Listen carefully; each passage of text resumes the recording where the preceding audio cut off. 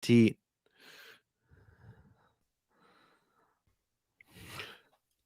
Welcome to the Marvel Alliance podcast, where we cover anything and everything to do with the Marvel Universe. From the comics, TVs, and movies, we will go to the Mojoverse, to Earth 616, to the Time Variance Authority in order to bring the Marvel Universe right to you. I'm your friendly neighborhood Brent. I'm the podcaster of Mischief, Travis Snail. Alliance Assemble. Boom, look at this. For people, if they didn't know or they missed last week, this is the first time ever. We talked about this a few weeks ago. You, me have been on lots of podcasts, but never a duo. This is history making, Yeah, it feels like the teacher's out of the room, and the kids are going to do what they want. Oh, 100%. So how are you doing right now? It's we're a little early for the live people. We're Wednesday. Thank you to everybody that will be watching early for my schedule. But how are you doing right now? Yeah, I'm good. I can't complain. I'm like, get through this week, and then next week is the fun. That's what I'm looking forward to. It honestly hasn't really set into me that Black Widow is upon us. It's just because so many delays. Like, that's the way it is with every movie right now. I feel like when we get to Spider-Man, and I'm not saying that because Chris is always like, oh, you just want the trailer. It's just because that one's so far out that I'm anticipating now, and I'm not anticipating delay. Where right now, like, all these other ones have shifted. Like Spider-Man, I guess only shifted once, but it's crazy that Black Widow is next week. It's very close. Well, I was going to ask you, because we got asked this question on Geek First. What's your excitement level out of 10 for this? I mean, honestly, that's such a, this close to a new MCU movie, I'm always massively hyped for it. It doesn't matter what it is. So I don't know, 9, 10, something like that. But I'm going to say, I'll say 8 or 9 actually, because like my hype for Spider-Man will be different because it's Spider-Man. Yeah. But no, it was 563 days between Spider-Man Far From Home and WandaVision. And that's just between MCU installments. But between MCU theatrical cinematic installments, 2 years. It's going to be over 2 years. It's 1 week more than 2 years. July 2nd, 2019 to July 9th, 2021. It's just such a stupid long time. And the fact that next week we get an episode of Loki and we get Black Widow, that's like beyond my wildest dreams. 2 MCU installments. Like, I'm going to see them back-to-back days, Wednesday and Thursday, Loki and Black Widow. I'm pretty hyped. Yeah, it's funny that when you look at the last movie that came out, it was Spider-Man Far From Home. And obviously it's not the next movie, but the fact as of right now, we're still getting it in this year. The fact that 2 years ago was last MCU movie, and now we're still getting a Spider-Man. It's like, no, it's like we just jump forward and here's another Spider-Man. So yeah, ladies and gentlemen, we're going to do some plugs, and then we got Loki talk about, we got some listener questions, we got some people confirmed to be in the Marvel Universe Mortal Kombat. I don't know what they're going to be calling it, but I'm very excited to talk about that. But this is Geek Ultimate Alliance. We have 9 shows, 7 days a week, lots of stuff going on. Every Monday it changes as far as whether you have World's Finest True Believers or Ranger Alliance. They just did an episode this week of them covering an episode that seemed very eerily like the movie version of that episode, so go check that out. Tuesdays is our counterpart with DC Alliance, who, if you've not been paying attention, they have accepted the challenge. They are going to be doing a Titans review every week, but they did have a caveat that Brent and Chris have to be on the finale. So maybe at the end of the day, it might not be worth it for Brent and Chris, but we'll have to see once we get there. That's, I think, August 12th that's starting. So look out for that. And obviously they got Squad coming up too in about just over a month. But are you excited to be on that? Finale? Whatever. It'll be fun to talk about it with those guys, and it, I'm going to watch Titans anyway. It's the only difference is now I have to make a point to be timely by the end of it. I can get a couple behind, but by the end I got to be caught up. I'm planning on watching the show anyway, so it's not like this big ask of me. Oh no, watch something you planned on and then come and talk about it. I've never done that before. Nathan saying, look at Snail Trail showing the shoulder. If Heinz is still in the chat and people know, I don't want to hear any, especially from you, Nathan, I don't want to hear any jokes about Canada being cold ever again, as we're breaking records for heat right now.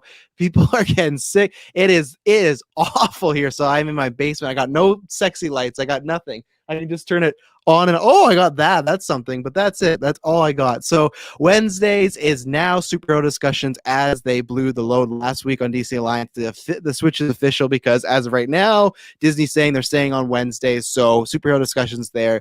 Hines and Joe just did a huge recap of Rick and Morty and then also reviewed the first 2 new episodes. So there you go. This week is Star Wars Alliance. That's going to be coming up. They're covering Bad Batch. That's continuing. Star Wars New Republic or High Republics. I got a book out, so I don't think they'll be covering that yet, but I'm in the middle of reading that. I'm very excited to hear when Katie covers that.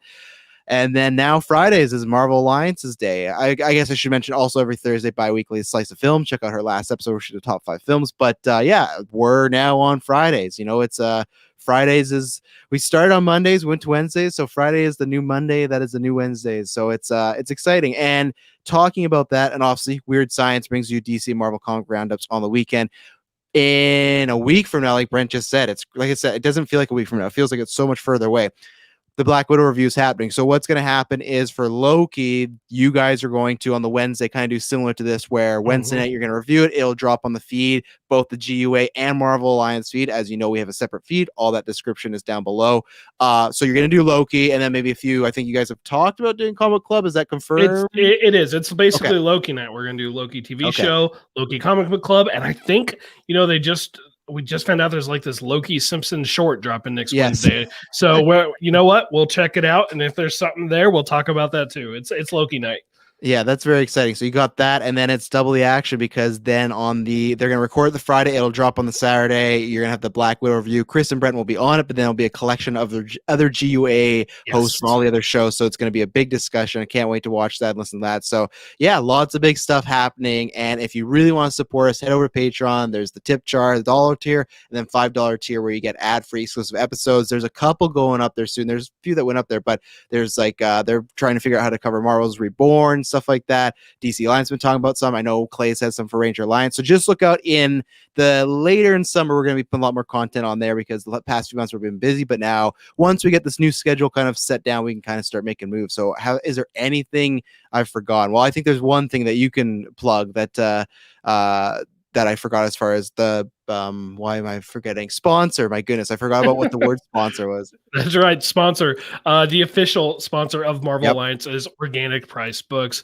They're, like I said, they're the official sponsor. They sell graphic novels, omnibus collections, all of that great stuff. Get discounts on everything. You can earn rewards on every purchase that will earn you discounts towards your next orders.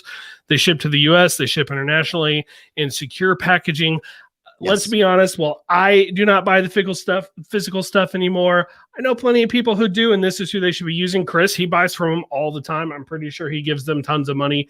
Hopefully, he's using our own promo code MarvelGUA to save $2 off every order. So yeah, just go there. Go to Organic Price Books. MarvelGUA is the promo code. Save $2. It's definitely a good company. You should definitely check it out if you're buying those collections. Yeah, and as I said, I had all new Wolverine from Amazon. It was really dinged up. I was disappointed. Got from him, not dinged up all. So I'm not just because it's a sponsor. I actually bit the bullet. Okay, let's do this. Got the code, which was great, but then also was nice and pristine and packed up. So I'm very excited to be spending lots more money. As Chris told me, and we talked about a little bit a couple weeks ago, that now there's 2 Moon Knight omnibuses coming out next year. So my wallet is getting lighter and lighter. But what we don't have to wait for is this newest episode of Loki, because we both saw it last night. Now, usually because you guys go on the Thursday and then release on the Friday, usually you have time to watch it twice. Have you only watched it once, or did you watch it twice? Well, I normally get up at 4 a.m. my time to watch it before work, and I watch, and then I get back in bed for like an hour or so. No, I watched it twice this morning before work. So I was watching it at basically 4 o'clock and 5 o'clock a.m. with a little bit of time in between. Mm-hmm. What did you think of this? I'm very curious because I know, obviously, if people want a little insight in the GUA chat, we all put "I have seen blank show," whatever it is, so we don't spoil. So what happened? We have actually not on purpose. I didn't ask you too many questions about what you thought about this episode. So did you enjoy it? Where is it ranking with these other ones? And yeah, what are your thoughts? Where does it rank? That's a hard one. It's definitely, it would be up there for sure. It would be up there because this had. The first couple episodes were super plot driven. The third episode was super character driven. And not that there's not plot in the third episode and character in the first couple, but with the focus, this felt much more in the middle. It felt like we were getting quite a bit of plot elements, but there was some good character work in there too. Honestly, I love the episode. I do have a nitpick with an asterisk that I want to bring up because by the time the story's over, it may not matter. It may not be relevant, but right now it feels relevant. I'm just going to get that out of the way right now. Episode 2 ended with Sylvie dropping all these reset charges in the timeline, all over the sacred timeline, right? TVA agents freaking out, going crazy. Oh my gosh, how crazy, everything. And then episode 3 happens. What I expected, pure character, diverged from that. I'm like, okay, well, we're going to find out what happened with all these reset charges, right? No, they didn't even talk about them. So I'm like, I can headcanon it as well. TVA sent a bunch of squads in, pruned all those timelines, and that's that. And maybe that's all that happened. And it is enough. It's just not what I expected. But I feel like a line of dialogue. But you know what? Maybe that'll come up next week or in the week after. So it's like, in hindsight, I'm not going to care if I had to wait for episode 5 or 6 for something in a 6-episode story to play out. But right now, it feels like it's been a lot.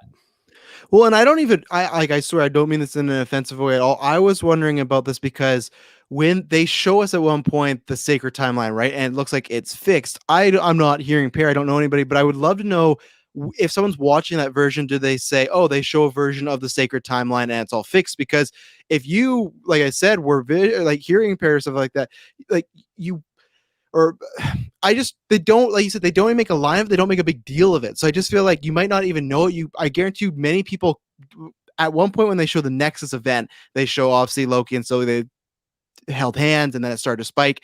That to me was like, okay, it's been fixed, it's all looking good. But like I said, they don't really mention it that much. So I think that's the biggest. Last week was funny because I felt like it was a lot more. I'm saying that loved the episode, but there's quite a few people that were, I think, mixed on it. Where this week I see a lot of praise for it, but this seems to be a constant thing that people are a little disappointed in, as far as I thought there was going to be a lot more. Now, at the end of the day, it makes sense as far as she just wanted to get to TVA and she needed a distraction. That would be the perfect distraction, right? As far as she throws these in, all the guards are going to be leaving, so they're going to be down power. But at the end of the day, it wasn't that great of a plan because she did that and she still got caught by them and she had to run away and everything like that. So that's where I agree with you too, that it's because once you saw that image in episode 2, I think everyone's mind was running, and I didn't expect, oh, in this show we're going to jump through all these timelines and whatnot, but it would be a little more in depth. And I don't know, do you see there's a way of that happening again? I don't know. I feel like that was the one and done and it's kind of fixed for now. I feel like we're moved past that. It's probably fixed. I mean, if you think about the timeline, you know, the simple micro timeline of the last couple episodes, Sylvie told us in episode 3 for Lamentis to be destroyed, it was going to be in about 12 hours from the time they got there. Well, they got rescued right before it was destroyed. So all the timeline stuff, all the reset charges went out 12 hours before, which maybe doesn't sound like that big a deal, but when you're talking to someone who can travel to any point in space and time, that's all the time in the world. So, I mean, the TVA had the time to deal with them. I would have liked one line of dialogue. Oh, we had to clean up your mess again. You keep causing these messes for us. We had to clean up. And, you know, and I'm not even going to say Sylvie's plan wasn't a good one. It would have worked if not for Loki. You know, she didn't account for herself being there. Yeah. But well, and Clay says if we saw the branch end game, I don't need that. Loki stands on its own story. That's why he'd like it. For me, it's not that I wanted a whole episode of like, here we go. I just would have liked if they in a dream world, I would like if they stayed open, because I just feel like that would have been the perfect explanation of the what if show. Even if they all got closed up, it's like, oh, this is how we got all these, you know, variants and different stories. Is, oh, Sylvie messed up the timelines and maybe they get fixed or whatnot. But I just felt the fact that it was so just wipe your hands clean, it's done. And it felt pretty not easy, because it seems like they have these guys are trained, they go in, they find the variant, they prune it, everything like that, they dissolve it. But it was just like, oh, okay, that's over. You know, it's just like you said, not even mentioned. It was a strange choice, but I guess it's almost like what Clay's saying. It's, you know, as Sylvie said in episode 2, it's not about you. So it's not about that. You know, it's not that. I guess that was never going to be the goal of seeing that. It was just merely a distraction, you know, but it's not the heights episode 2 happens like, oh my goodness, what is going to happen with these strains going on? And of course, there's still 2 episodes to go. This one ended in a crazy place that we would not have expected. So who knows where it's going to go? I still feel like the what if timelines or branches off the sacred timeline, or at least what the Mhm. TVA calls the sacred timeline. But I had another theory, like maybe not theory, but regardless, I'd been questioning. I definitely had one theory where Sylvie was not really a Loki. I'm ready to throw that out the window. I think we have pretty Yeah. definitive proof now.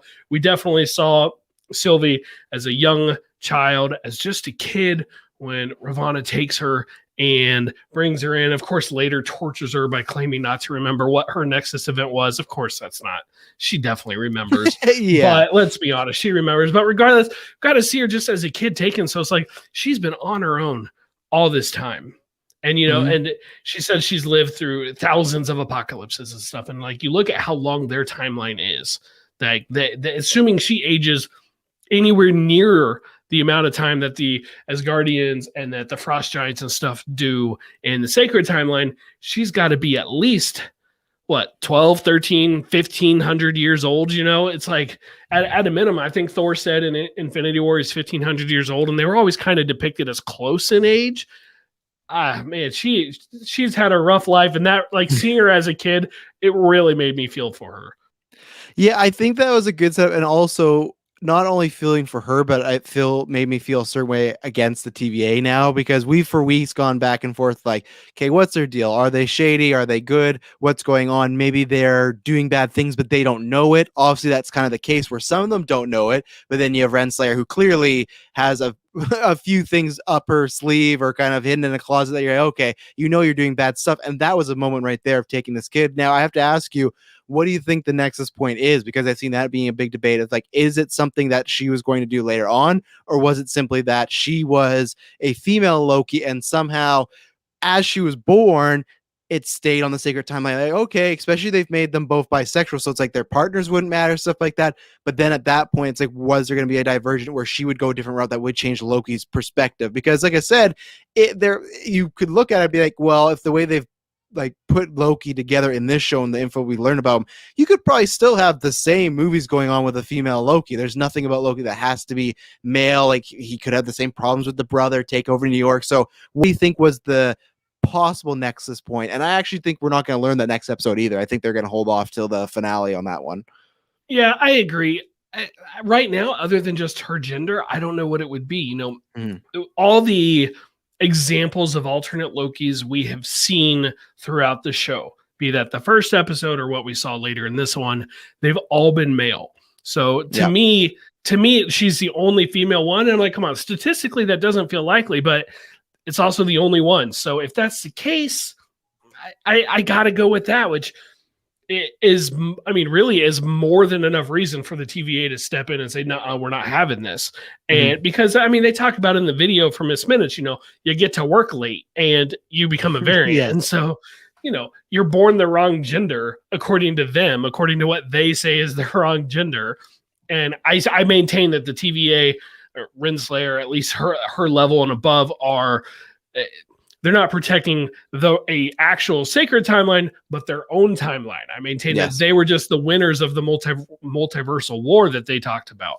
So I feel like that's all it is. It's just simply that. At the same time, the one thing I can't figure out about them is the TVA acts like judge, jury, and executioner, but they go through the process. They have their little sham court, they have their sentencing, and then they get pruned or whatever. If she's this big a deal, if all these variants are this big a deal, why don't they just prune them immediately? Go in, stick them with the thing, wipe them out, and go. Granted, if you did that, there's no show, and that could be the reason why. But I feel like it's like you just play with them. It's like a cat playing with their toy or whatever. And I don't quite understand that. Well, and I wonder too, though, if they look at each case of, could we use this? Like, obviously we have a question later on, but like, do you think they elected the variants and timelines?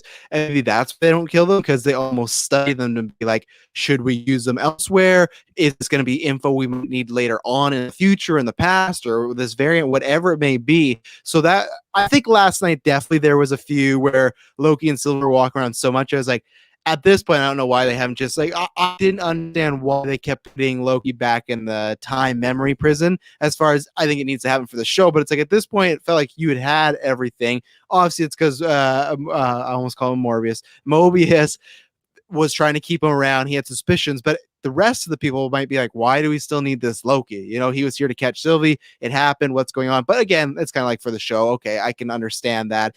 Yeah, and I think that with the whole, I know some people might go, oh, it's simple if it's because she's a girl, but I don't know if they'll push into it, but I think that has like a lot of society like mirroring going on, especially, you know, it's a bad thing to say, but not even in the past, still today, as far as like people, the pay they get, right? Like there's many examples in the world of people, of a man doing a job and a woman doing a job and a man getting paid more for no reason. They can be doing the exact same job. And that's where this is almost like, it's just like, well, no, because it wasn't supposed to happen. You were supposed to be a boy. You're supposed to be a male.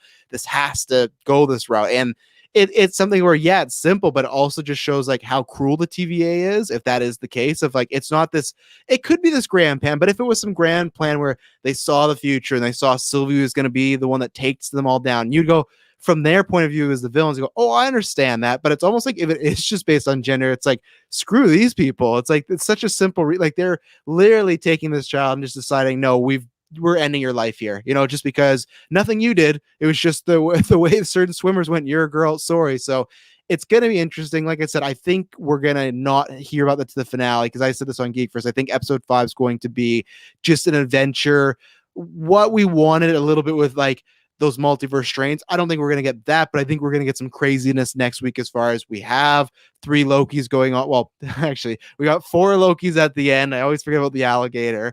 We may or may not, I would assume this is where we might get the president, like, vote Loki storyline coming in. So I feel like we're going to go through some hijinks, and I'm really excited. But what were your thoughts when you heard that voice? Because we heard Richard E. Grant was cast months ago, and even before Scoopers got out there, most of us were like, well, there's a good chance he's playing some sort of what they've deemed King Loki, right? Is that what the credits deemed him? I think Chris said. King Loki is what this version of Loki would be called in like the Loki Agents of Asgard we're reading for Comic Book Club. But I thought Chris's notes that he sent us basically said the credits, and just like Sylvie got, you know, in some international markets, the credits gave us the name Sylvie before the show did. It kind of gave us the names of these characters, or at least a couple of them. I think he was just listed as like old Loki or original Loki, something like that. Classic Loki. That's what it was. I have at least in the notes here. Okay, perfect. Yeah. And if you look at that costume, I'm looking at it right now, a picture of it. It's like, you know, the Halloween episode of WandaVision where we got the classic costumes of Wanda and Vision and stuff. I feel like this is like from the same mold. Like he would have fit in that costume walking around Westview with Wanda and Vision. Like this is like straight up out of the comics. It's awesome looking. It's like, no, you would never want this to be the main costume we've seen throughout the Infinity Saga. But for something like this, it's a lot of fun to see. Mm-hmm. And it reminds me like the high points. I loved Luke Cage when he did his original costume. When he like broke out and he like had and then he looked in the mirror. He's like, this looks awful, you know. Or one of my favorite ones too is in Netflix, Jessica Jones, when they show when Trish shows the costume and she's like, oh look, you could wear this, like, oh, that looks awful. And that's where it's great, because one, they do these adaptations of like, I think the Scarlet Witch costume we have is just fantastic, because yeah, sure, there's classic comic Scarlet Witch, but it's just like, we've talked about this many times, the way some of these characters, especially when we're drawn back there, it's like, this doesn't look realistic, this doesn't look fair, where the MCU costume I think is fantastic, you know? So I loved seeing it, but seeing it in live action was great, but it was like, man, this is cheesy, and this is why we adapt costumes. Because it's like, if we got Thor 1 with Tom Hiddleston rocking that, it would be like, you know, I don't think this is going to work out. People might look at it and be like, this is too, and I think that's the problem. Like, we'll look at what the X-Men did in the 2000s. They went way too far away. Where right now, that's why I love the MCU. I think they found this great middle point. And even some of the DCU costumes, I always say, like the Aquaman James Wan costume, just beautiful. You know?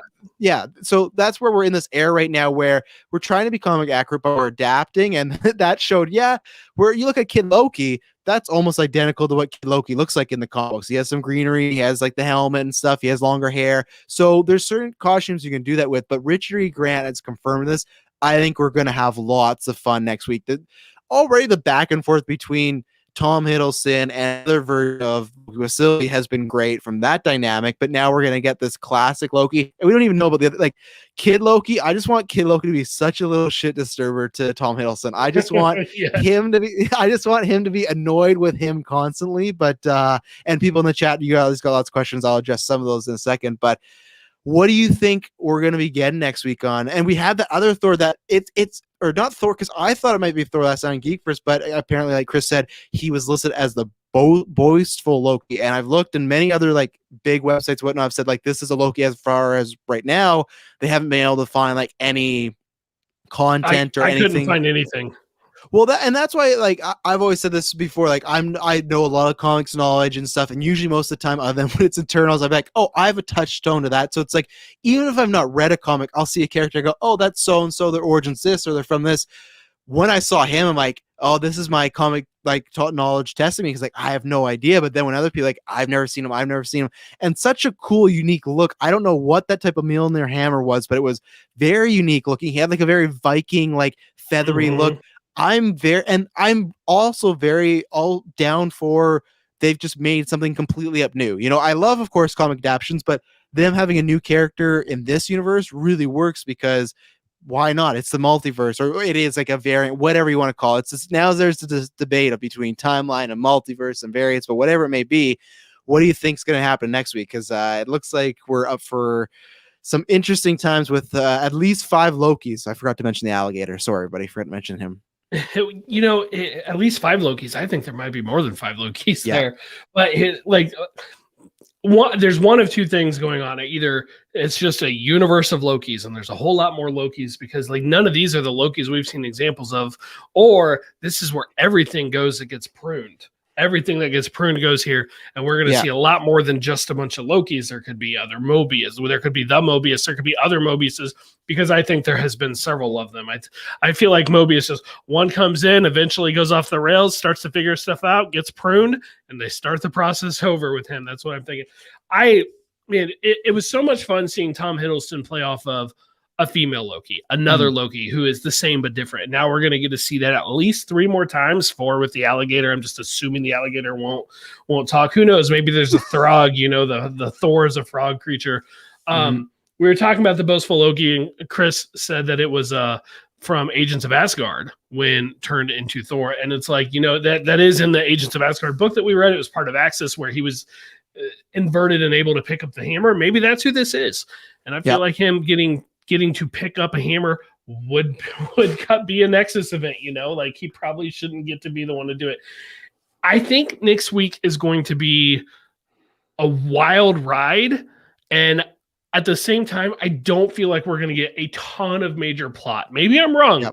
Maybe I'm wrong, but I feel like I'll tell you this, it would not surprise me at all if we got nothing from Sylvie next week. You know, I agree 100%. It ends and she's like, you're going to tell me everything, you know. I wouldn't be at all surprised if we got nothing. If we do, maybe just a couple minutes, you know, she does her enchantment on Renslayer and she looks into her mind and sees some of her past.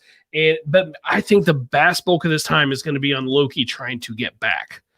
Yeah, like I could see the ending of the episode as him jumping to them, and that's when we see Sylvie and Renslayer. But I agree with you. I think the finale is going to be very heavy on Sylvie and Loki together, but this is going to be, and I think it's kind of warranted, because it's funny, like he's going to be sharing the screen time with other Lokis, but I feel like this is TVA. The first 2 episodes was very much learning about them, Owen Wilson, a whole new lore and stuff like that. Of course, Tom Hiddleston's there, and we have that great showcase in episode 1, but it's very much setting up this new world.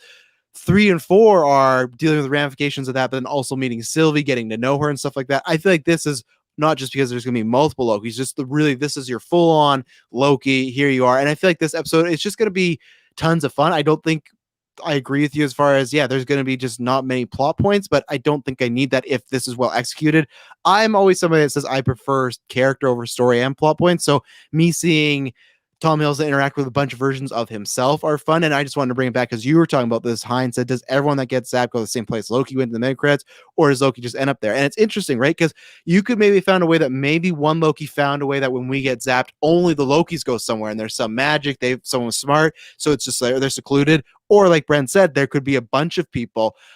It's tough. I lean to possibly a bunch of people because I feel like Owen Wilson is not gone. I think Mobius, and I also don't want him to be. I would love it if somehow he kind of became like the next phase is like Agent Coulson, if he got into the main MCU and he was like a new recruiter of guys, because I think he's done phenomenal. This episode particularly too is, I think, was his best one, Owen Wilson's, because he can dramatically act, but seeing him question things and stuff, and we'll get in that later, but I think there will at least be a portal or something to those other characters that could provide the opportunity for our Owen Wilson Mobius to come back into the fold at some point. Even if it's his former variant, we're seeing him on a jet ski. It has to happen. And if we don't, I think the world's going to be disappointed if we don't see Owen Wilson on a jet ski, you know? So, yeah, Brock commented on not being satisfied until Mobius rides a jet ski. And, you know, it's like they really laid it. I was like, where would I go if I could go anywhere? You know, I'd go ride my jet ski. That's what I would do. Yeah, it's like, I definitely want to see that.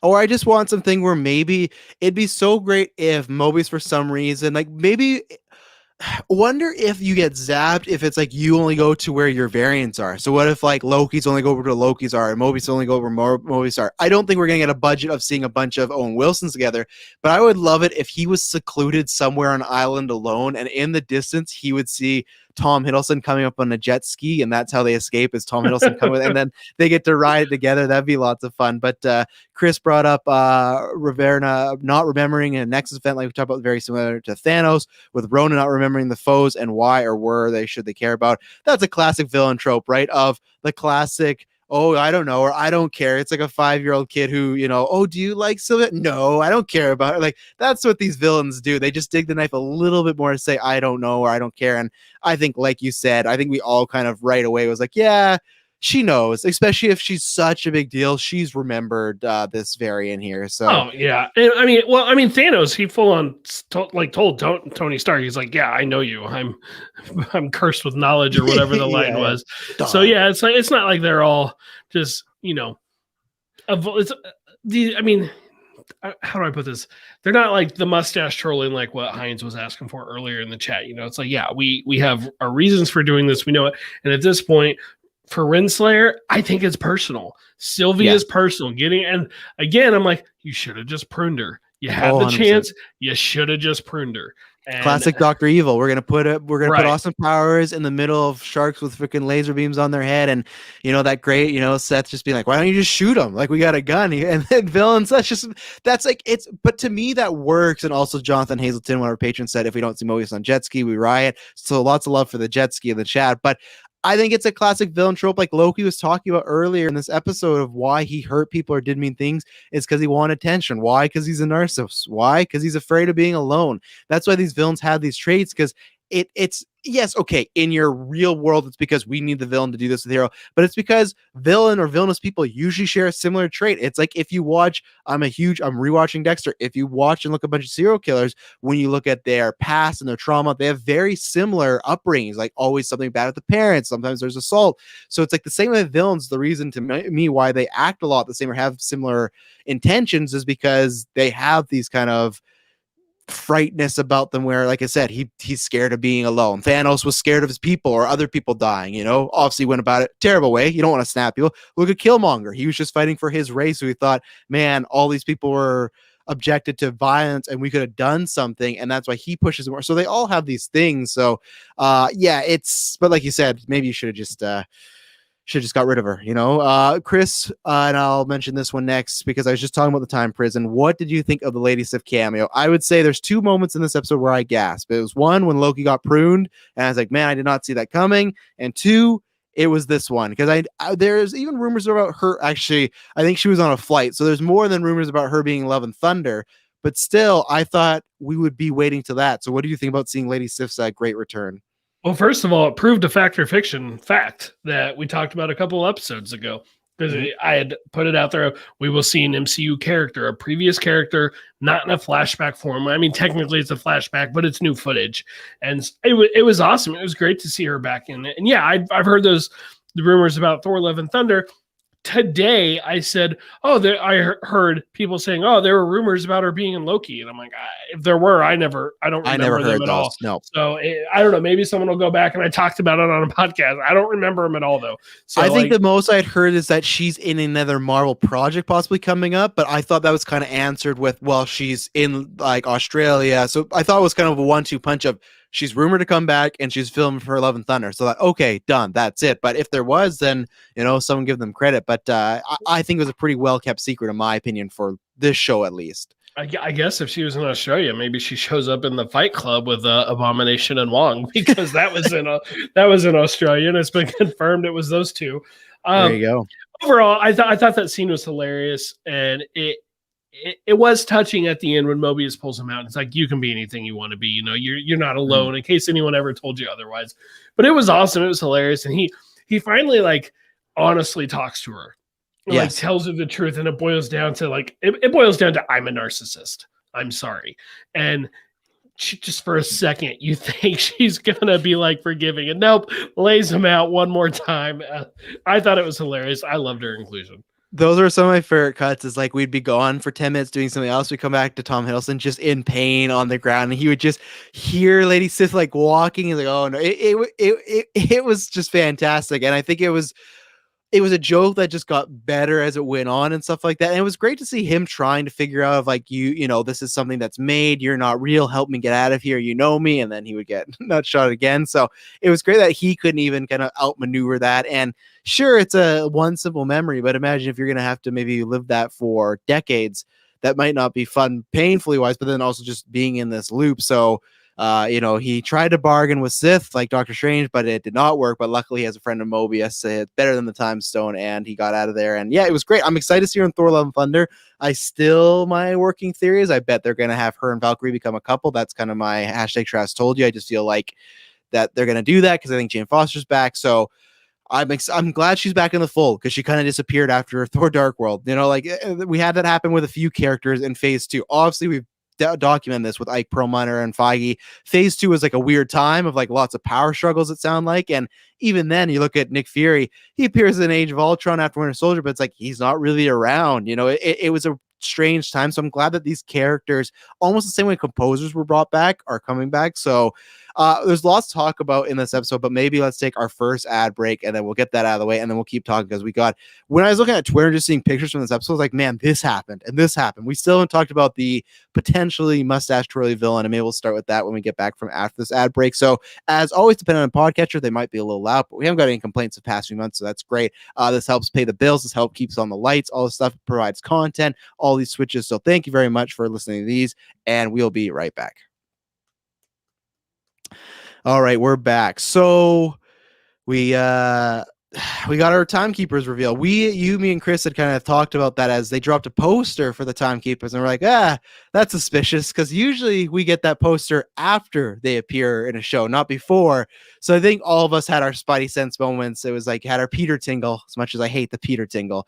And I was like, oh, we're definitely getting a reveal. And I think it was a great setup as far as the episode started with it, and then it ended with it as well. So what did you think of our Timekeepers?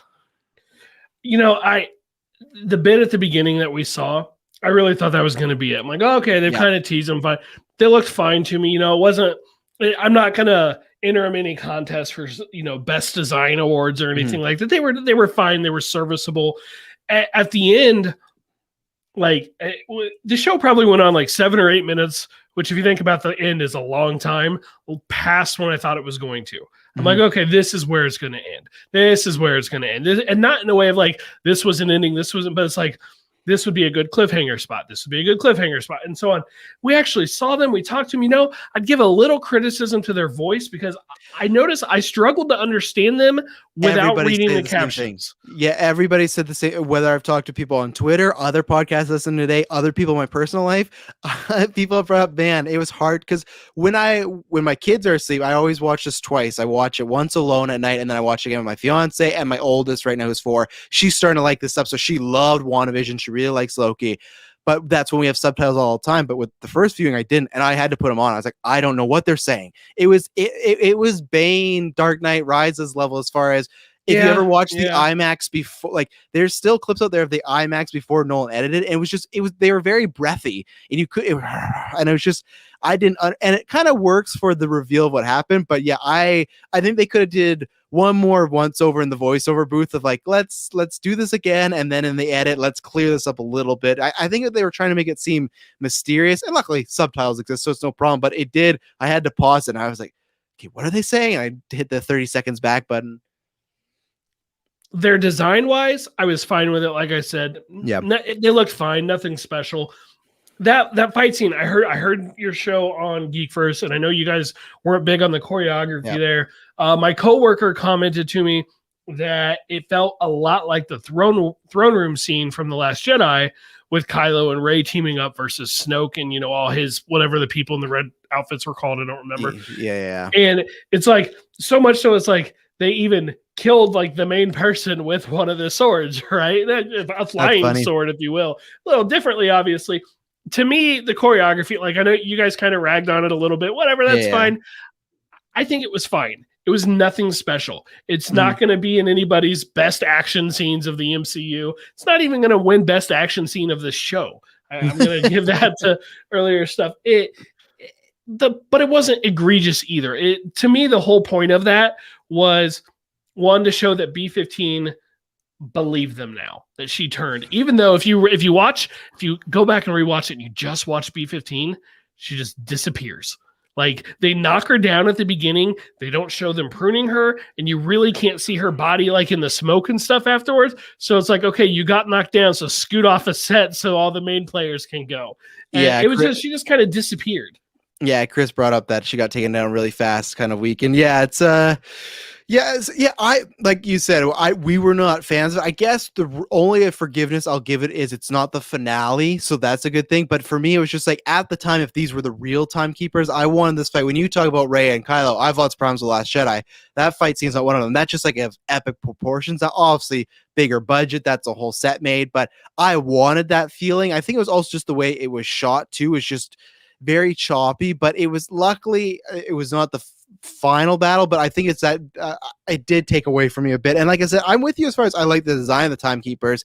The budget, I think they need a little bit more, but I said this on Geek First that once they reveal that they're robots or androids, it's fine with me then, because like, okay, these guys aren't and luckily they weren't sticking around. They're there for what's their screen time, a minute at the most, of them something actually like being on screen. So yeah, like the fight scene, I was not a big fan of that. I think they could have had a once over, but at the end of the day, that's not what I'm interested in. I'm interested in stuff like last week with the dinner conversation, so it's like if the action is subpar or lower beyond my expectations, I go, okay, that wasn't for me, but we move forward. Like for me, the moment where he goes to express his love and then he gets zapped, that to me is worth all the bad this could be the worst action in the world, but that moment, because I did not see that coming.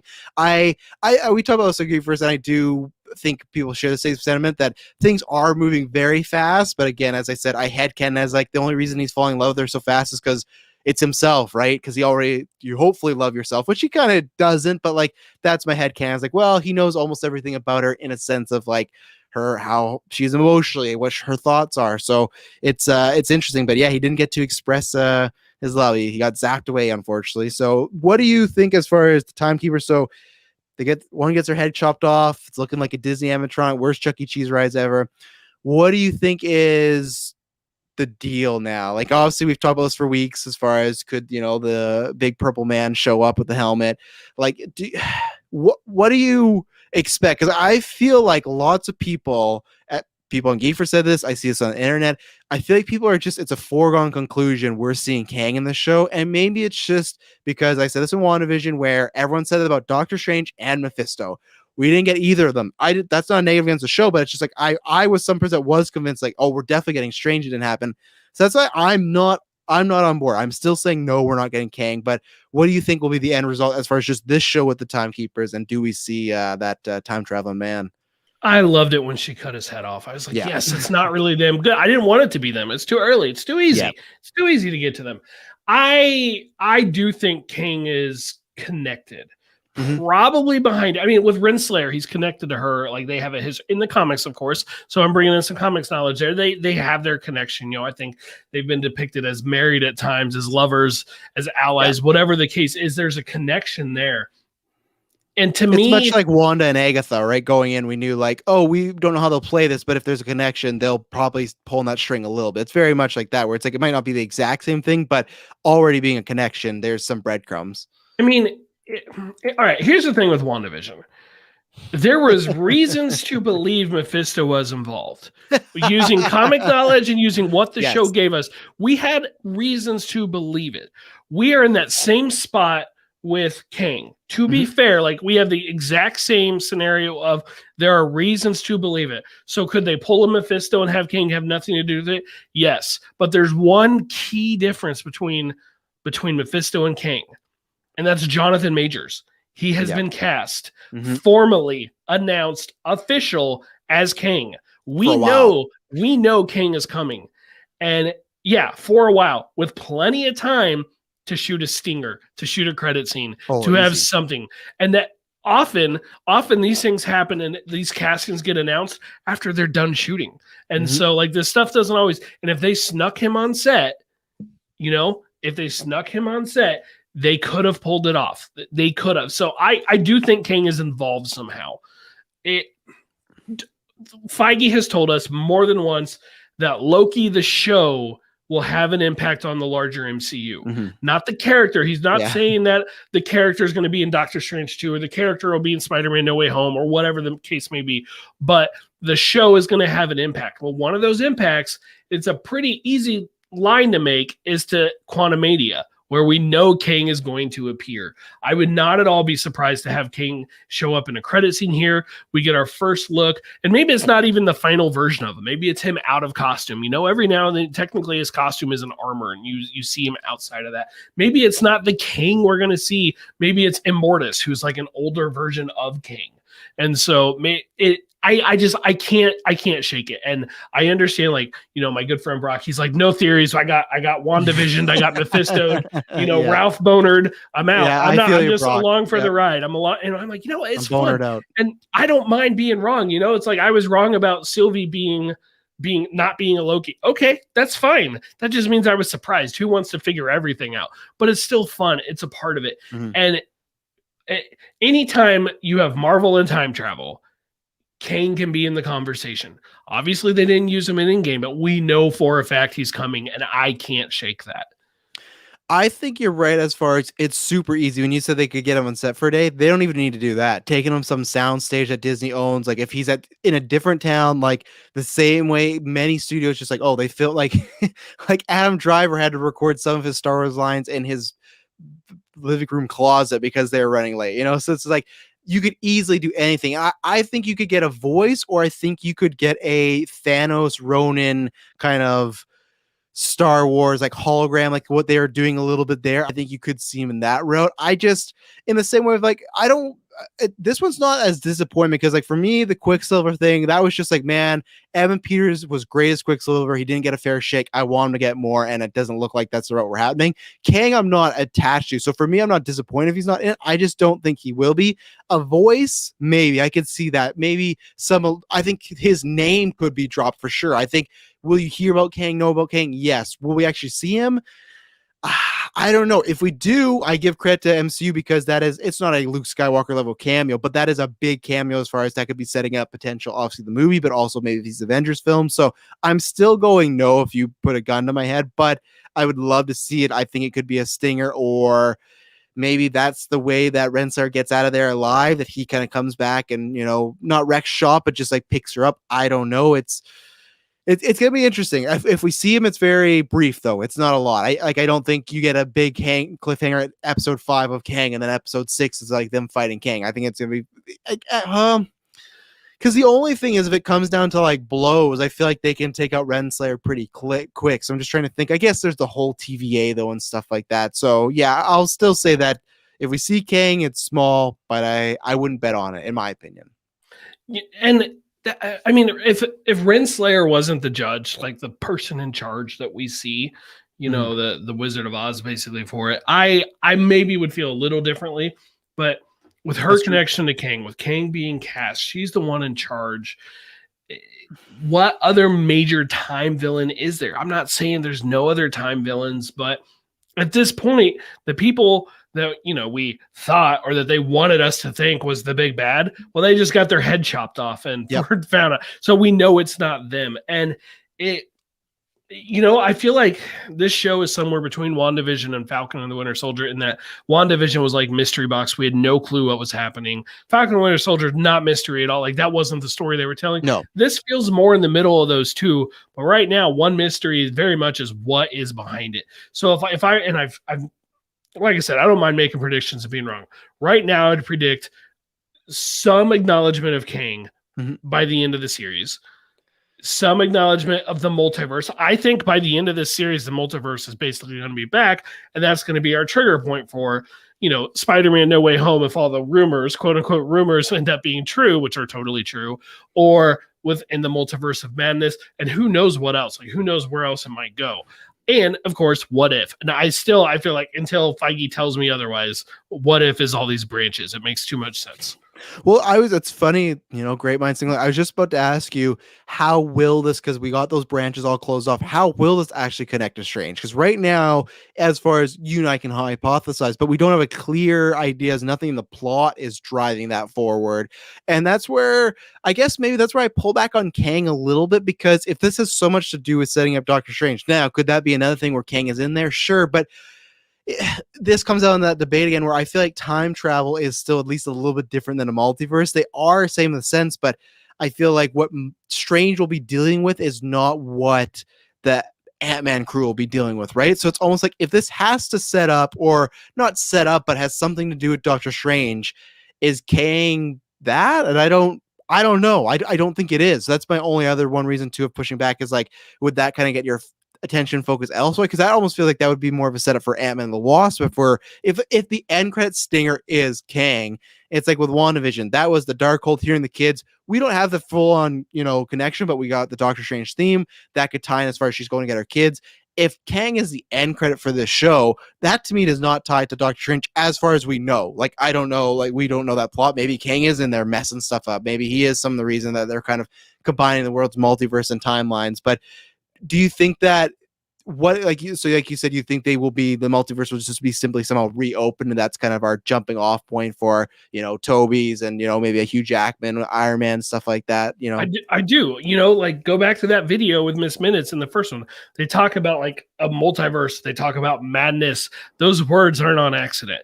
Yeah. And I know I've taken some flack for this in the past, but I'm going to say it again. To me, a multiverse and alternate timelines are two sides of the same coin. You can use effectively one to get to the other. You can travel through the multiverse and suddenly you're at a different timeline where things happen a little bit differently. Or you can travel through the timeline and you end up with a gender swapped version of who you are. To me, it's there may not be the same thing exactly, but they're connected. And if this ends with we have our one timeline down the middle and all the branches coming off of it, alternate timelines, okay, those are multiverses. It's like, I'm sorry, they are multiverses. And so I think it's a relatively easy jumping off point. Does that mean I think Kang is the villain in Doctor Strange too? No, I don't. I think that's going to be a Doctor Strange villain who maybe gets empowered by a weakening in multiversal barriers. We know there was some type of multiverse already because they tell us in Doctor Strange 1, technically he goes to another dimension when he faces Dormammu, when he wants to bargain. It's not that hard, which is such a weird thing to say, but in comic book terms, to say the walls between these universes have thinned, or they're weak, or there's a hole or something, and that's how they're crossing. Doctor Strange has American Chavez. She travels through the multiverse. It's like, it's got to be open somehow. And to me, Loki would be a very good way to open it back up so far with what we know. I gotta ask you a question, because obviously they were hinting about this, and if people don't know my history, I'm a huge Raylo guy, so I'm always down for the forbidden love situation. We have that going on with the Nexus Point was starting to create when they were getting close to each other, holding hands. Now, this is the thing that they're kind of, I think, laying the groundwork as far as foreshadowing, them, whether being together as a couple, even as simply as kissing or something like that, would create this to branch and grow and grow and grow. So the thing is, if they could use this as the jumping off point of these, because to me that does make sense, of two different multiverse timeline versions, whatever, the same person being together, sticking together, that would create a huge branch.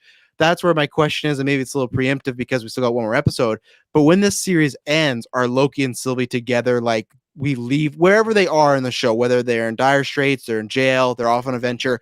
When this show ends, will they be together on that journey, or will they be separated once again? Because I've been going back and forth of, if they are the Nexus point, it would make sense for them to be together, right? Because that's kind of the starting the branch off, or maybe they're just together for a little bit. Either way, I will say I don't know where I am in the camp, but I just hope they keep Sylvie alive. Sophia DiMartino, the actress who plays Sylvie, well, I guess Loki, but Sylvie, Yeah. I haven't heard of her being in anything else. I haven't heard of her being in any other MCU projects. Right now, I would have to predict that she probably doesn't make it out of this show. Ooh. It feels like she's effectively been on a suicide mission her whole life. Not saying that's what I want to happen. I think she's done a great job. And one heck of a twist would be to kill off the Hiddleston Loki and leave us with this other one. Just imagine Thor meeting this sister of his effectively. Their relationship, the love that they have, I don't know. I've seen like people who are like, it makes total sense because he's the ultimate narcissist, to it's some sort of weird self-incest thing. You're literally playing with yourself.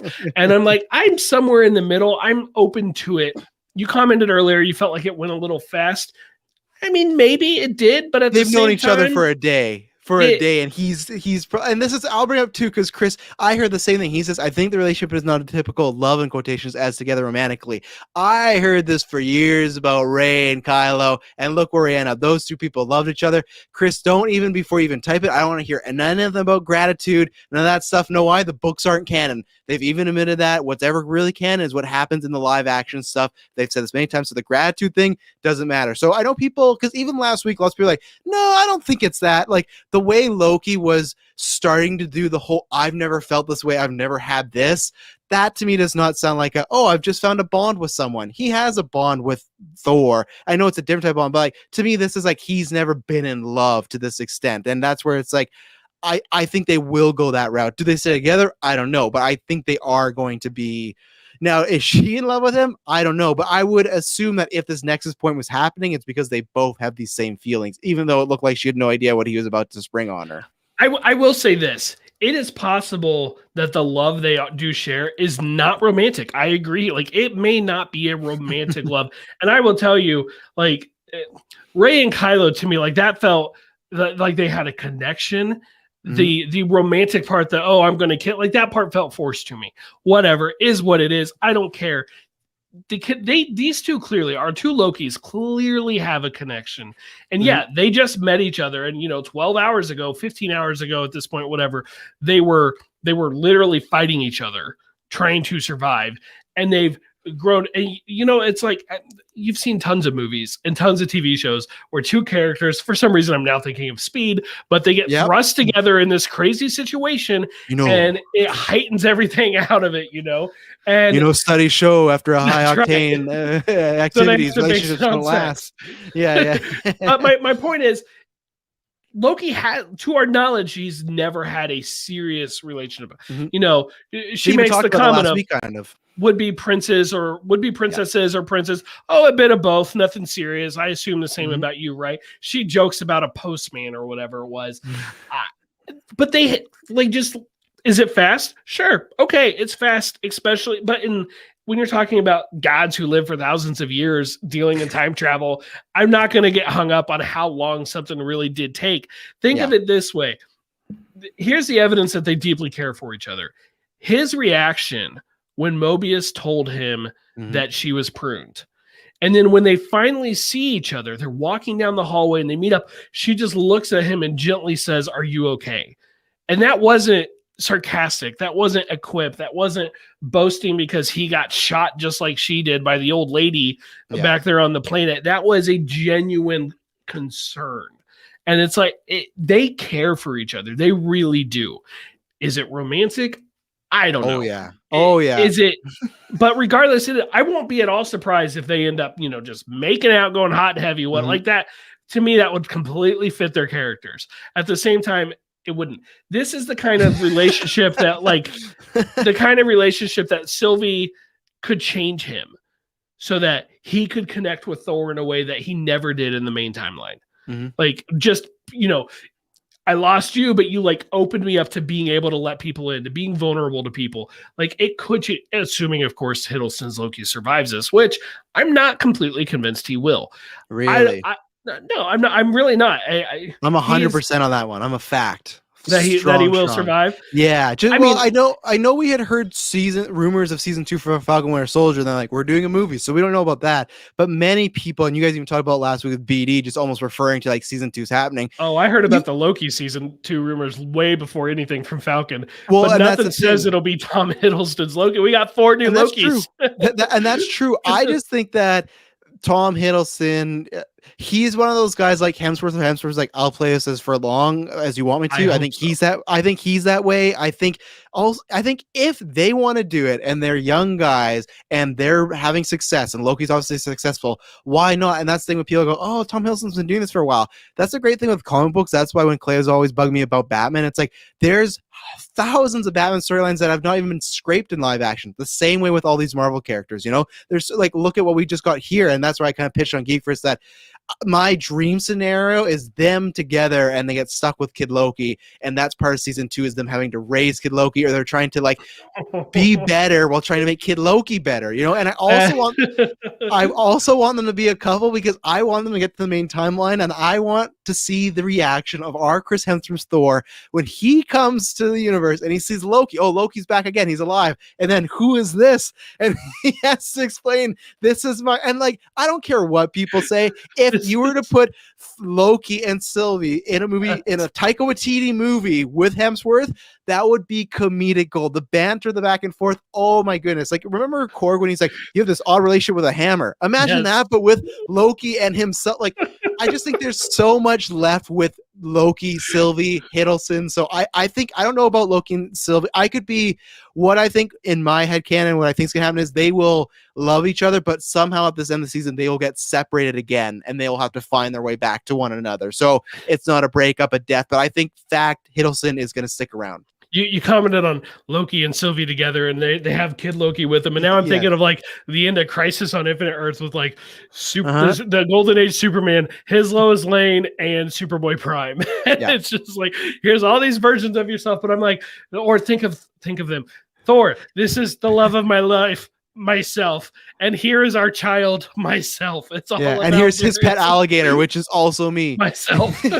Yeah, Jonathan Hiddleston, great tale, 2.5 Lokis. Yeah, 100%. It's to be clear, if I'm betting, I would bet that Hiddleston survives and that we will see him again. I'm just saying, I do think, most of these movies, you go into it and you're like, there is 0% chance our lead is dying. There's 0% chance, like they will survive this. I am not willing to say there's a 0% chance. I can't shake the feeling it is possible. And part of that is because of how long he's played the character. He was Loki in 3, 4, 6 movies, I think it was, counting the Endgame and Infinity War glorified cameos. Plus, I just feel like it is very possible that he could be done. Maybe not likely, but it's on the table. And in this show, I feel like that's what I say about everything. It's on the table. Nothing's off limits right now.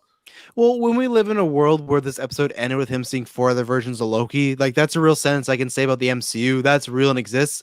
Anything is on the table. And that's thing where, to your point, where to give you a pro of why he could make it out, I've always pointed this out where when people made such big stink of like, oh, I'm going to have to watch the shows to understand the movie, you're not going to have to. They're going to do the same way where they'll recap some stuff. They'll tell you what's important, but it's more for if you want specifics, you want details, here's WandaVision, here's Falcon Winter Soldier. I said this on Geekverse before, where Falcon Winter Soldier, it colors the boxes as far as the coloring book. But the thing is, if you watch Endgame, and then when Captain America 4 comes out, Endgame ended with Falcon taking the shield and he's Captain America. You don't have to watch Falcon Winter Soldier. It would help. It gives Sam lots of great character development. But at the end of the day, the GA who just watches one movie a year left, oh, he's going to be Captain America. And then next movie they see, oh, he's Captain America.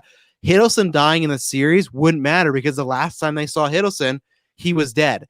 that's where I don't think you'll ever have like a Wanda die in a TV show, or a Falcon or Winter Soldier or anything like that, or like when Jeremy Renner, I could see him being sunsetted, like retiring with his family, but not dying, not yet. Maybe in a few years once Disney Plus keeps building, sure, but in these first few years, I don't think they're going to kill a main character from a story, because then it'd be like, oh, I really like Elizabeth Olsen. Why isn't she in these movies? Oh, they killed her off in WandaVision. You haven't seen it? Oh, no, I did. I feel like that would be very kind of harmful to the GA, where Loki, if he dies in the show, doesn't matter. He died in Endgame, like He's our already Loki. dead. Yeah, so I agree with you there as far as that to me is a point where you could see him. I'll agree with you that maybe I'm like a 99.9, but I just think there is still a bit more kind of people compare this to Doctor Who. I think you could just do lots of fun adventures with Loki. This has been a fun adventure, but honestly, it's been more character development, which I was not expecting either. So it's maybe I expected a bit more after WandaVision, but when we had first heard the show, I just thought, okay, it's gonna be Loki doing hijinks and having a good time, and I like Hiddleston, so here we go. But I think he will survive, but it's gonna be interesting. I gotta ask you one question because it's on topic, but it's off topic. That alligator Loki, was he always an alligator, or do you think it's a Loki that was cursed to turn into an alligator? Because that's what I personally think it is. I would agree. Agree. Kind of like when Thor got cursed into a frog or whatever it was. Yes. You mentioned Falcon and Winter Soldier as like the side story you don't necessarily need between the movies. I'll just say hold that thought. At the very end, we're gonna come back to that because you guys talked about that on Geekers, right. And I wanted to chime in, and well, this is gonna be my chance. We should probably take a couple of these questions that we had about Loki. This first up from Phil Stowe, Unfiltered, said, overall thoughts on episode 3. We kind of gave those last week and we talked about them. What dynamic do you prefer or enjoy more, Loki and Sylvie or Loki and Mobius? That's a ball buster is what that's is. Really tough. Yeah, because everyone brought up like Loki always has this great buddy cop, like back and forth kind of brotherly love in a sense, where Sylvie and Loki have this, now it's a love-hate relationship, but before it was just this trying to outdo one another and be better, and like, oh, you're me, and then like, no, actually you're me. It's just like both these condescending kind of pricks just going toe-to-toe with one another. But for me, it's just because, if you know me, I love the Batman and Catwoman's my favorite relationship. Black Cat and Spider-Man, Kyle Owen. I like these relationships, and maybe that says something about my past dating life, that is this back and forth, like the will they, won't they, what's happening, what's going on, and that's I like this now, this dynamic. Before, if it was just episode 3, I would have given the edge to Mobius, but now that they add, and even if it's not love, this very caring for one another, which it's love, come on guys, I think that that's what I prefer. But honestly, it's a coin toss, because I missed when Mobius got killed. Like he got zapped. We talked about briefly. If he is gone, that hurt me when I saw it. It was such a great moment of like, he knows he's gonna die, and he's like, you know where I want to go? I want to go here and do this. And it's like, to see Loki actually for the third time in the series cry again, it showed, man, he's come a long way, and he did have a connection with this guy, and he cared for him. And in that scene, that shows their dynamic is really well done. That it hit me, because if he would have got zapped, and I was just like, okay, cool, whatever, and I moved on, it wouldn't have worked. But the fact that I didn't gasp, but I was like, oh man, we just lost Owen Wilson. That showed their dynamic work. So both are doing really well. How about yourself? I think I would give the edge maybe 55-45 to Mobius, because I really like Owen Wilson. Mm-hmm. I think, but the conversation I want to see, Loki and Mobius have had some awesome conversations with each other. Loki and Sylvie have had some awesome conversations with each other. Let's get Sylvie and Mobius in a room. Put them around a table, give them a couple drinks. I now feel like I need to see the two of them talk with each other. So I'm going to give the edge to Mobius. Renslayer wouldn't let that happen. That was the whole, obviously Loki said they were lying to him, but when she wouldn't let him see him, that was, I think, the real moment for Mobius to be like, okay, something's really up here. Because Loki just saying, oh, they're lying. And I guess you also had B-15. It was a collection of things. But I feel like when he wasn't even allowed to speak to her, he was like, this is really peculiar. Renslayer, I think, had a good cover of like, well, you let the last Loki go, but it was still like, yeah, but I still think it'd be important if I talk to her. So yeah, it's I hope we see him again. Who knows? Like maybe zapped away, or maybe he's gone. If he's gone, then he had a nice little stint in the MCU. So this next question from Brock, to be fair, he sent that before episode 4, but he said the last scene of episode 3, time stone or normal abilities. At this point, we know that we're talking about just his normal telekinesis. Chris and I talked about that a little bit last week, but just think of it this way. If he had a time stone that whole time and access to his powers, Man, that to me that feels like a problem with the plot. Like I am now going to say that's a plot hole. Most people are like, "Oh, I didn't like it. That was a plot hole," and they try and claim some reason. It's like, "Oh, just because you don't like something doesn't mean that would be a plot hole." If he had access to the time stone and couldn't get out of that, so I don't know. Are you along those same lines? You think that was just his telekinesis?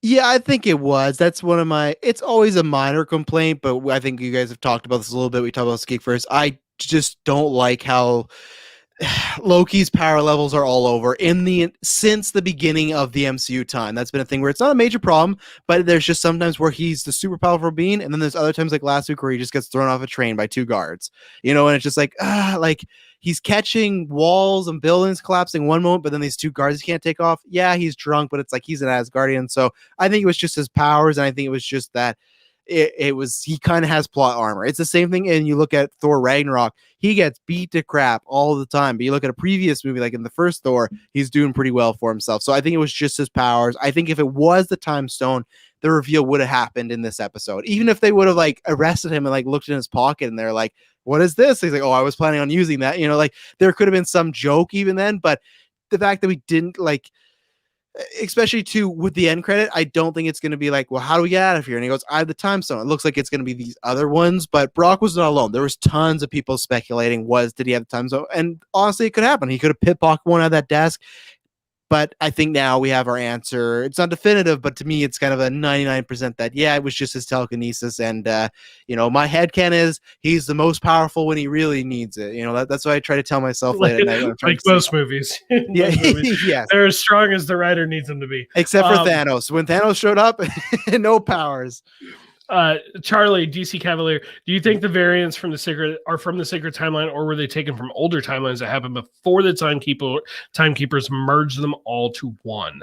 I saw that and I was like, wow, that was my ball buster. That's tough. Of like, did they keep pickings from the other, timelines that merged, or is this just, hey, they're bringing in variants from, like let's say this Loki, instead of getting Pruny got brought in, mind wiped. It's very tough, and it's tough too because I don't even know if we'll get that answer in the series. I don't know if they'll go that specific. In my head canon, I think it'd be easier to just take the variants of the sacred timeline for now, because maybe it'd be more risky if you took them from other timelines. Maybe they would coordinate with other people from their timelines. They're already going to do that, but I think also they don't want to get too convoluted for people that don't read comic books. So like, okay, there was a bunch of timelines, and then we start taking people from those timelines, but then we had to close those. I think it's just they took variants, and sometimes they looked at what preoccupies us, who should get to stay as a TVA agent. That's what's interesting. I'll be very excited to see if there's some sort of reasoning on that, like at the very beginning of this episode or the season when Loki was going to get mind wiped or just pruned, was he going to be an agent? I don't know. It's going to be interesting to see, but I will say that it's from just the sacred timeline for now. That's how I feel. I think it's from the multiverse, and the reason is if like think of that last shot. If we just had Kid Loki and Old Loki, it'd be like, okay, they could be from different points on their own timelines as Loki, right? But like you could believe the kid becomes Tom Hiddleston, who becomes the Richard E. Grant version. But we also have a black man, and we have a woman who are both Lokis. I'm going to leave the alligator out of this because we don't know the situation. That could just be some magic. It could be an alligator, but let's forget the alligator for now. I feel like changing the gender and changing the race is such a big difference. Yes, that it's bigger than the same timeline. And so that to me just makes me think this is truly from different multiverses. That's where I'm at. But you very well could be right. I could see them. That's not a question that needs answered. Let's put it that way. That could be something that they, like a writer says in like a Variety interview or something like that. It's not too crucial to the plot, but hey, DC is always copying Marvel, so I feel like Marvel should copy DC. And how DC is doing Super Pets over there.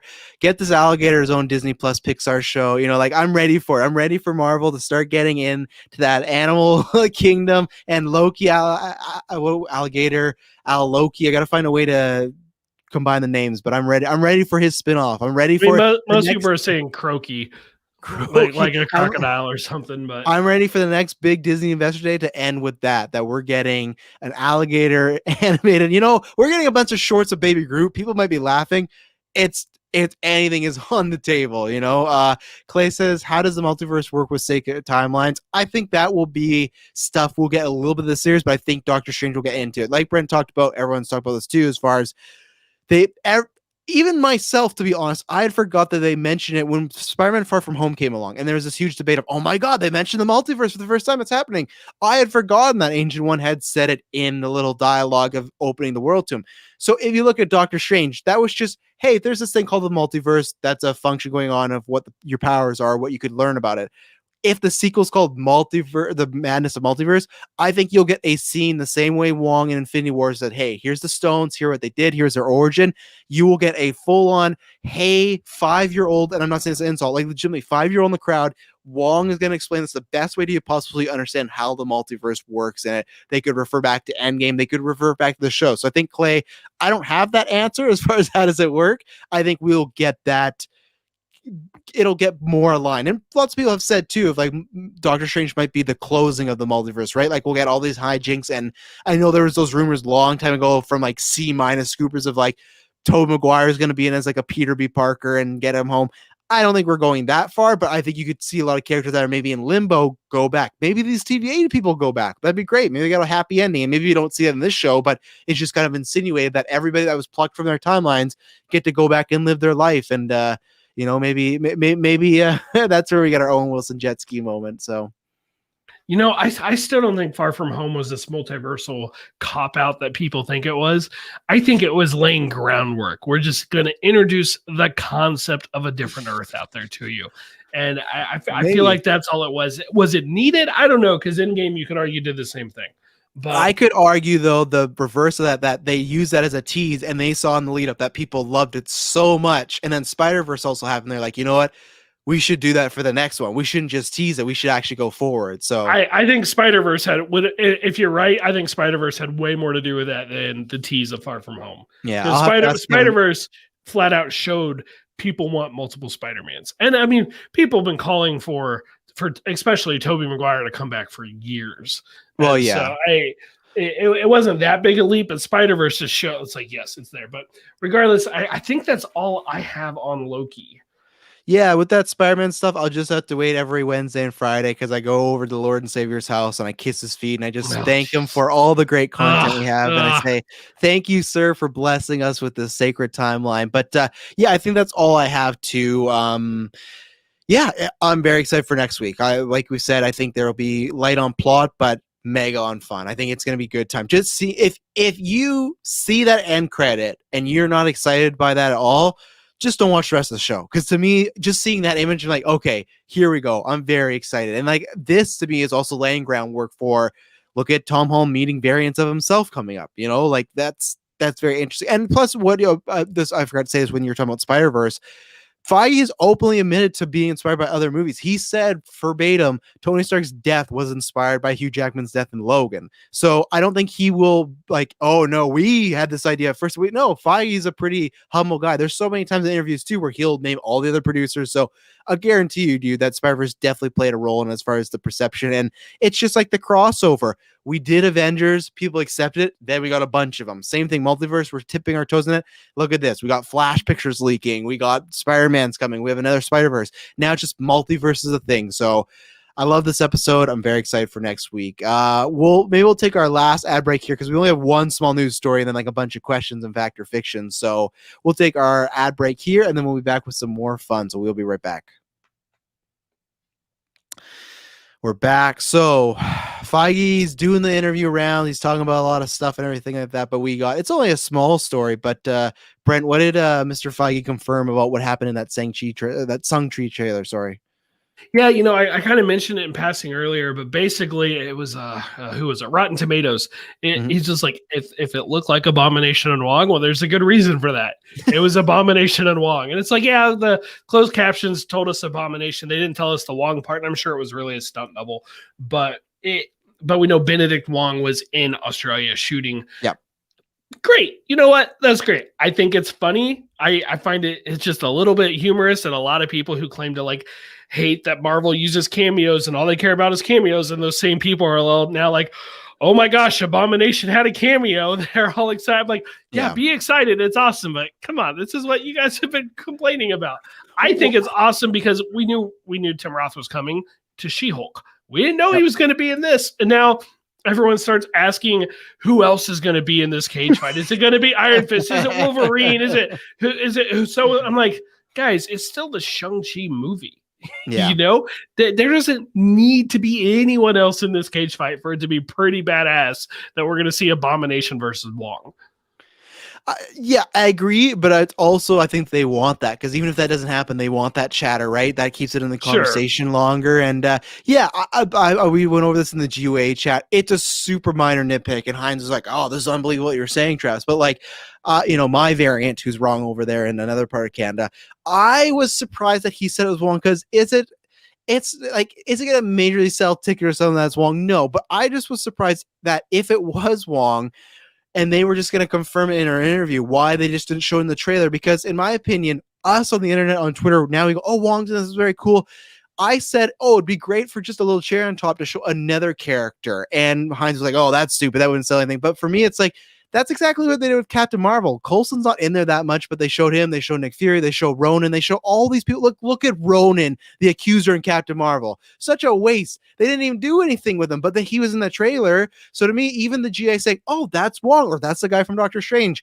I would have loved if he played a little coy and was like, oh, maybe we'll have to wait and see. But the fact is like, oh yeah, that's Wong. So it just feels like some editor didn't get a face shot of Wong. It was a strange way to reveal, because I thought, even though we as the comic book fans know, okay, that's 100%, 99% Wong, we still had that, like, it's same thing with the Toby and Andrew rumors, right? It's like, yeah, we know, but we don't know. No, same thing with Wong. We knew, but we didn't knew. That's not how you say it. But either way, we're moving forward. Ignore the alligator. It's I was surprised that he said it, but I'm very excited. I'm just excited to see why Wong decided to take up cage fighting in general. Is this just something he likes in his spare time? Like, did he need something from Abomination? And I've said on Geekverse, my money is on Wong in that fight. Abomination may have got that, hit right there, but I think Wong will make a comeback there, or they'll do it in a way where the fight ends evenly.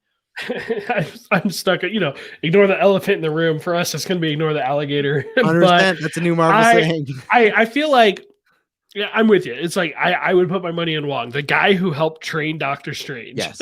I'm not going to rule him out just because it's not going to be a physical confrontation. Yeah, there will be physical elements to it, but freaking Wong. He is probably the second most powerful sorcerer on the planet right now. Mm-hmm. Maybe if Chris is right, and this is during the snap, maybe he's the most powerful sorcerer on the planet. The thing I would ask about this particular, I wouldn't even say, why did you include these characters? That's awesome. That's what Marvel does. Like that, yes. that is their bread and butter. There's nobody better at those kind of teases and connections. My question would be, why did you put it in a trailer? Why did you show us that in a trailer? And it's like either it's that one scene and we're going to get nothing, or maybe there's somehow actually a larger part of the plot. I would be a little shocked if that was the case. But do you have Benedict Wong come out to Australia to shoot just one little cage match? I don't know. I'm intrigued by it regardless. He's a cool character. I'm glad they're including him in more than just Doctor Strange things. Abomination, total surprise. He looks fantastic. I don't care why. I'm still excited for the rest of the movie. The rest of the trailer looked great to me. I think it's funny that this is what everybody's talking about. I'm seeing it from people who complain about Marvel cameos. Yeah. Well, and that's the thing, like, I will never understand that, because if someone comes to you and says, hey, I don't like connected universes, then it's like, okay, the MCU just in general is not for you. And I respect that. There's some people like, oh, I just like my solo one-offs the way it was in early 2000s. Great, cool. For me, I want this living, breathing universe. And when we get Abomination, Wong, minor characters like that, it feels like it. They don't feel secluded. It literally does feel like it is one big universe. That's how this universe, they built their house like that, because they start just putting in characters, cameos, because it feels just like the comic books, where when I'm reading all new Wolverine, Doctor Strange pops up for an issue, and then Wasp pops up, and they move. Like, I love that, because it's like, yeah, I'm in the Marvel universe. I've said this, and if you prefer the singular way, that's fine. and you guys talk about this on fans sometimes too, of like, I want DC to have a Kevin Feige. Yes, I agree with you guys, if not Kevin Feige, but just like that type, because I want that with DC too. I want a living, breathing universe where these characters just show up and it's like, oh, cool, these are who they are, and they were in this movie. Like, if you are trying to do a connected universe and you can successfully have these cameos, yeah, I don't get. And people, I'm somebody that loves a lot of those Phase One movies. I think a lot of those movies get raised up because people go, "Oh, that was a lot of them before Disney, and that's when the MC really had some grit." They definitely had some different tones, but it's like that's just almost like grading music, and not to make it hyperbolic, but it's grading music by decades of, I love music from the 70s, the 80s, and 90s. There might be songs like Hulk that I prefer. Like, okay, I'll use Thor, I prefer that one to all the other Thors. But then there's movies like Black Panther where I'd say Black Panther's the best movie in the MCU. It's better than Thor. So it's just like music. It evolves. There's different tracks. There's different vibes. Look at Madonna. Look at Lady Gaga, who's the better Madonna, evolving. And that's what it is. But I think lots of people do. Brent, Lady Gaga is who our parents think Madonna was. Okay. No. I have no comment, no opinion on this. It's just not where I expected it to go. Oh man. They need Feige, you need to get her before DC swipes her up. I'm telling you, it's not a mistake. But that's the thing where I love that they have these characters. And yeah, sure, Incredible Hulk was before Disney, but it's part of the universe now. It's coming really part of the universe now. We're referring to, like, they brought Thunderbolt Ross back. They're bringing Tim Roth back. I told you, or I've said this many times, Liv Tyler will be back one day. I promise you she will be back. Even if it's just a small role, I think she'll find her way to the MCU. So I'm excited for it. And I will counter with when you're saying, or just add on when you said, like, oh, why would he come there just to shoot one thing? I could see it being something end credit as well, that Wong sets up something, because this still does come out before Doctor Strange Multiverse of Madness, right? So I could see it's like, okay, he meets Shang-Chi, and then let's say he's there wherever he is for a specific reason that leads to whatever's happening in the end credit. So even if it doesn't have to do with Shang-Chi, I could see it leading to other stuff with his film, and end credit sting or mid credit, whatever it may be. And great, I like Wong's, more films the merrier. That's great for me. So yeah, I'm with you. With that, should we go into some listener questions? Yeah, let's do that. So who do you want to start with today? Let's start with the one that Chris sent in, and it's not technically his question. He just said, "Hey, you guys should talk about this." Adam Barnhart said, "Hot take that an R-rated Blade in the MCU would make more money than a PG-13 Blade in the MCU. Holdouts hoping for that R rating is a bigger audience than we think. What do you think? R-rated Blade, yes or no? Where are you at?" I think that is a 50% agreement tweet and 50% disagreement. I think, is there a bigger audience for rated R comic films? Yes, I think that gets downplayed a lot. But unfortunately, you have stuff like, I love it, it's my favorite DC movie, but you have something like Birds of Prey come out and it made its money back, but it was not doing what they wanted to. So you have two polar opposites of that, and then you have Joker, $1 billion film, right? Then you got Deadpool, two very successful films. They both made, I think, somewhere over 600, 700 million, something like. Yeah, they're very close to one another, so they can be successful, but they can also like look at something like Zack Snyder's Watchmen that did well but didn't break the doors down. So they're a bit more risky, and the reason I say no, and I still think it could be, sure, if they announce it's radar, great. I know Deadpool is. Chris even referred that last week. I'll believe it when I see it. I'm still waiting for one day for Ryan Reynolds to put out my scheduling, and we just couldn't make it happen. Now it is funny that a few weeks ago he posted that picture of like the Deadpool mask in his backpack. I didn't say this publicly. Lots of people like, oh, look, he's going to work. I was going to make the joke of like, no, he's packing it away. But like, I still think there's a chance that doesn't happen. If they say Blade's radar, great. But I think the way the MCU works and how connected it is, there's a chance Deadpool is loosely connected. MCU, yes, has all adult fans, has teens, but it has a lot of families and a lot of kids. So I would say I know. Could it possibly make more? Sure, but I don't think it's as guaranteed as that tweet. I think the PG-13 version would make more. I think like you look at Joker, which I believe for comic book films at least is radar. Part of that reason was just the chatter around it, right? I don't think Blade's going to have that same chatter like a Joker. Like I don't think I foresee Blade being like, if you watch Blade, you're going to become a violent criminal. I don't see those headlines in the future where Joker had that like mystique of like, you shouldn't see this movie, but then people just dance on a staircase. So it was a bunch to do it about nothing. Joaquin Phoenix won an Oscar and here we are. So Sure, could it? Maybe, but if you were to give me the yes and no door, I'd say no. The PG-13 version still makes more than rated R. From a quality standpoint, I think that's a different discussion. So before I say this, I want to just bring up, this was talking about money. This was talking about box office. So with that, you don't want to bring up Watchmen in this conversation at all. That movie flopped financially. I'm not talking quality. I'm not making any comment on quality. Financially, that movie basically flopped. Birds of Prey, it didn't flop. It definitely underperformed. And I think, to me, the big sin of that movie is they didn't use their R rating. It was R, but just barely. So they got all the negatives of being R, but none of the real positives, because there are. I mean, the bottom line is, all things being equal, if you're rated R, your audience is smaller.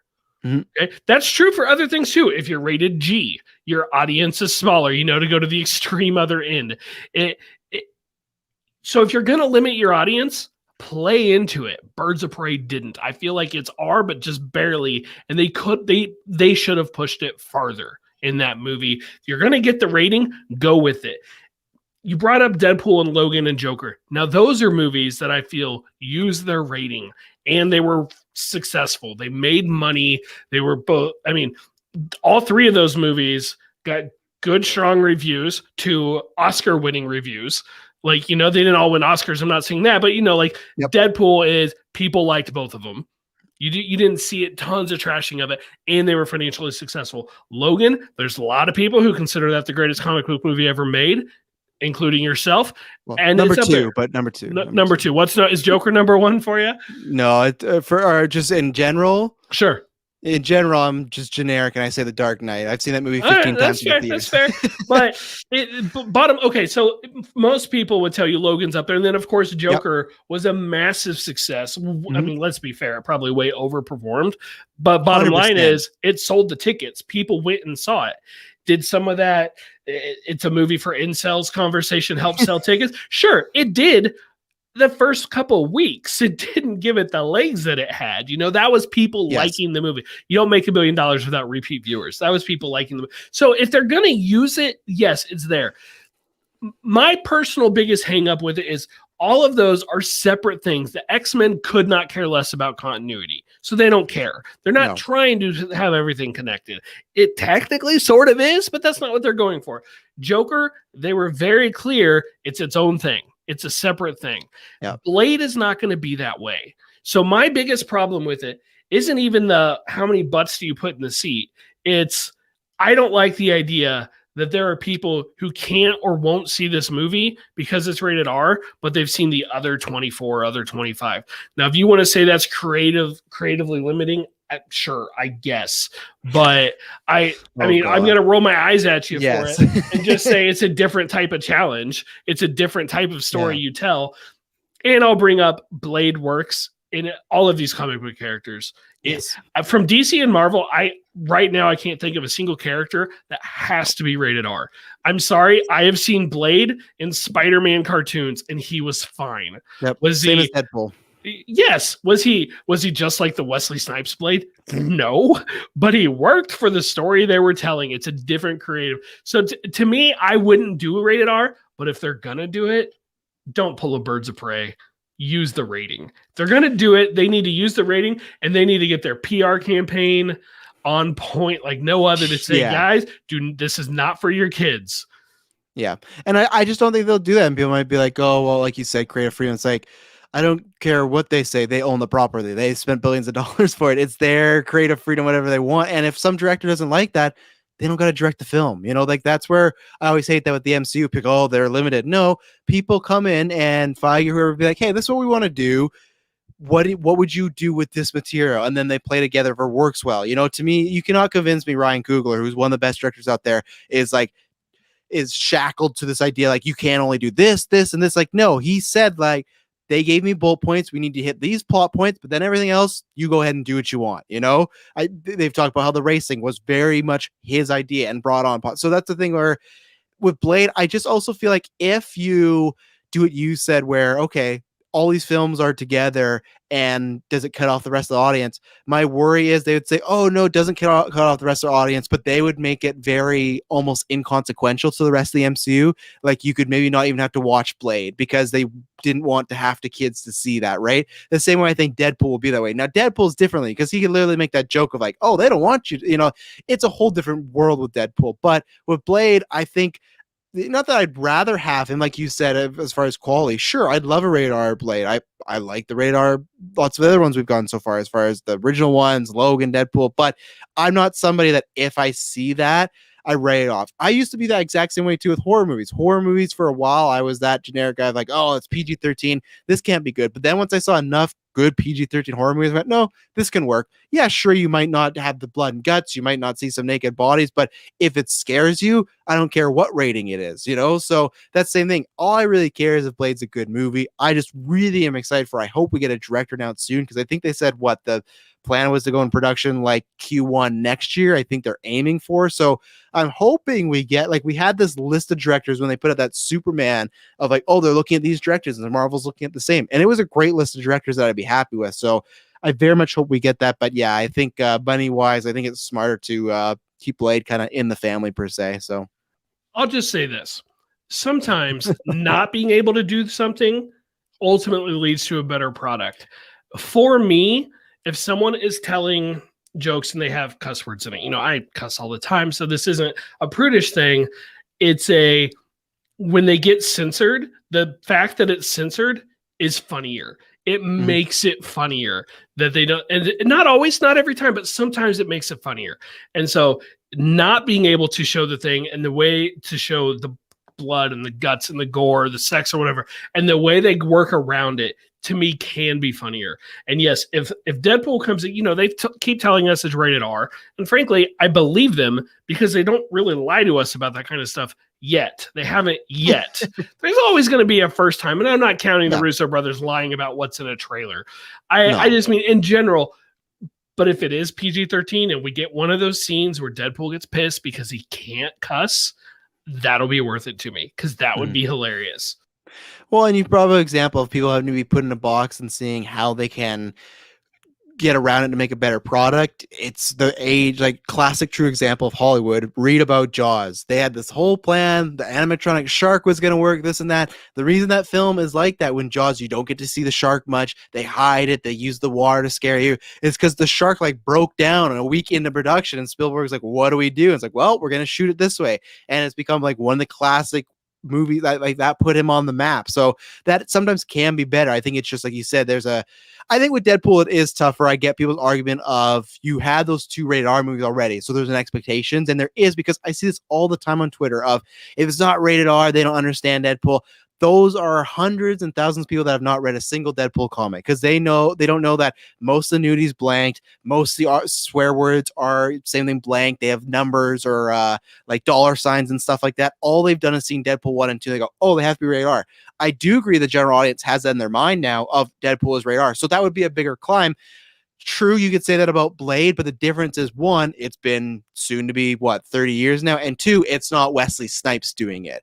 I think if you had, it would not go over well, but if you had a new actor playing Deadpool, that makes it easy to say, oh, and that's why it's PG-13. This is a new version. I think when you do get Ryan Reynolds in there, it's tough. But again, I'm with you. I think they creatively enough could have some fun with it and make the audience care about it. At the end of the day, I don't care that he can say crude stuff and there's nudity. Sure, bring it on if it happens. Use it well. But I'm there to see Ryan Reynolds in the role, and I hope that happens. I still, like I said, I'm very nervous that we've gone so many slates, and we even got Fantastic Four, and like, you're telling me in the next 3, we're in 2021, so this year and then 2 more years, there's not going to be a Deadpool. That does scare me. It scares me all the time. Like, yeah, people are writing it, but people are writing a Batman Beyond movie, and I'm still sitting here and I don't got no Batman Beyond movie, so it happens all the time. Well, Marvel delivers a little bit more. Let's be real. Hey, I'll just say, the Inhumans, Brent. Ask the Inhumans. The one announced project that was formally announced that didn't happen, and even that went to a crappy TV show. The one, and when that got taken out, 3 other movies got brought in with the Ant-Man and Spider-Man movies. Selfishly, who cares? I'm going to see it either way, so I don't care what the rating is. Next up from DC Cavalier from Charlie, he had another one from earlier. I just split him up. Says I started Houston's Moon Knight run, and it's an awesome intro into the character so far for me. Any other good ones? Travis, Moon Knight's your boy. What do you got? Yeah, so obviously we talked about this just earlier. I would have my almost with me. I don't. There's two more coming out next year. I think you're reading a good one because that was one that really got Moon Knight back on the map, and it does the classic. These are just minor spoilers, so nothing huge, but it does the classic of, take the suit away and what are you? He loses his powers in this run. And it's this thing of, okay, you got, because and I gave him some other runs, but here's the thing about Moon Knight. He started legitimately as a discount Batman, and that's why I got that. He was just a mercenary who had a suit. And this is why I'd say the first thing is go read his first appearance in Moon. And if you have Marvel Unlimited, they'll have this all. When you click the character, there's everything. I got the almost version, but they have his first appearance in Werewolf by Midnight, and he is just a mercenary. How he got the suit was literally the people that hired him just said, put this on. There's no story behind it, nothing like that. Just said, wear this to hide your identity. And then they retcon some stuff of like, oh, he was left in the desert and Khonshu came down and gave him life. But originally he was just a mercenary. He was a mercenary, and then he was just Batman. He was a billionaire, whatnot. So I'd say read that very first run of like, it's in 75, 76 just. There's the omnibus up. You don't got to buy that. If you have Marvel Unlimited, it's cool because you get to see him mix around with the Defenders, but also you get to see the evolution of becoming, him as just using these identities as, Jake Lockley, Mark Spector, Stephen Grant as just fake identities to personalities, because he didn't get like the split personalities or whatnot till what I put in the next one is Fist of Khonshu. That came out in 1985. I had to look that up, so I'm not that smart. But that's when they started doing, he does have, these aren't just identities. He's stuck in these and he might have these personalities. Now, after that, it took like, he went away for quite a while. He was just kind of a side character, like West Coast Avengers got him more popular. But I would say, so read some of his original stuff on Marvel Unlimited. Read Fist of Khonshu because you kind of get the idea of the early planting of like the mental illness. You're reading the right one now as far as the 2006 run. That's what they're putting in omnibus next year, and that's gonna be good. I don't know when it falls because I read this a long time ago, but there is a really cool storyline. It's called God and Country. It's after Civil War. Moon Knight comes back into the picture, and no one has any idea of like, he has a superhero registration act card, and people are like, who gave this card to Moon Knight? And it's about Tony Stark like hunting Moon Knight down. And it's a very cool, like, if you've seen Mission Impossible movies and like Ethan Hunt goes rogue, it's kind of like that. So I don't know if that was a spin-off like Civil War, I can't remember, or if it's going to be included with what you're reading right now. And then after that, the biggest one there is one I put in here too that I only read once. I wasn't the biggest fan of it, but I put in here because I think, if you really like this, the more just criminal Batman side of him, there's Vengeance of Moon Knight, and that's when like Norman Osborn's running with the Dark Avengers, and it's like he teams up with Punisher. Literally the first cover of the Vengeance of Moon Knight is him holding two guns and he's looking badass and he's shooting the sky. It pretty much you could just put at the bottom, directed by Zack Snyder, and that's what that series is about. And then you're reading the right one, but the biggest one, I always said this, if you've never listened to Marvel Alliance, it's probably in a top 10 for me. It's just comic book arcs in general. 2016, it's just called Moon Knight now. I think they're kind of marketing as all new and all different at the time, but now it's just Moon Knight. 2016 and 2017, Jeff Lemire. It is fantastic. They take the personality disorders, but it is a show about that. I'm not sure what you watch, but if you watch Hannibal, that is a show comparable. It is a psychological thriller. It is trippy. The art is some of the greatest art I've ever seen in comic books. And there's something where they take Werewolf by Midnight and they have him as like a there's a imagination sequence. He's like a Darth Vader that has an army of other werewolves in spaceships that they fight on the moon. And Mark Spector is like a Luke Skywalker character whose ship is this like the size of a moon. And this is just in their imagination where they're fighting in space like Star Wars. And it's wild. And this is just like a crime fighter. That is the one that you should read. They did continue it on, but Jeff Lemire didn't write it. That is almost like how if Batman Begins is a smaller scale issue, that's what the Jeff Lemire run is, and then Dark Knight is huge and big. That's what the next one is. It's more him trying to save the city, and it's good. It is actually really good. I just downplay it because the first run with Jeff Lemire, like kicking off that series, was so good. So those are some one, but if you read any of them, read the 2016 one. I think it's 18 or whatnot arcs. The only reason, not the only reason, but like the main reason why I'm going to buy every single omnibus is so we can hopefully get sales to get me to the 2016 one so I can buy that. And then I'll have like 6 volumes of Moon Knight because it's, I love rereading some of the 75 stuff, but some of it's not the greatest. Some of the stuff when he is early Moon Knight of just like, he's a bachelor, and like some of the way like they try to play him off very James Bondish, and there's some cheesy stuff. There's definitely a reason why it stopped selling, but it's fun to look back. So those are some that I would read before. I would definitely read the 2016 one before the show, and probably Fist of Khonshu as well, because that kind of gives his origin. You'll learn about Bushman. It's like his like big villain and whatnot. So I hope that was a good crash course for any Moon Knight people out there. I literally have one Moon Knight story I always think of. one. I am impressed, sir. For me, it's not even a Moon Knight story. It's a Spider-Man story. It's my go-to. It's an Amazing Spider-Man. It starts with issue 353. It's 6 issues. It's called Round Robin, the Sidekick's Revenge. Yep. And in it, Spider-Man teams up with Moon Knight and several other heroes, basically street-level heroes for the most part, with an exemption for Nova there, to take on Moon Knight's former sidekick turned evil Midnight. Very creative on the names there, who's working with the Secret Empire. And I'm sure it's just because of the crossover, and that like the last issue has this beautiful trifold cover of all these heroes, Punisher and Night Thrasher and Moon Knight and Nova and Spider-Man all together. It's probably why I latched onto it as a kid. I mean, I've read it within the last couple of years. I'm like, it's 90s, but I still love it. So that's Amazing Spider-Man 353. It's on Marvel Unlimited.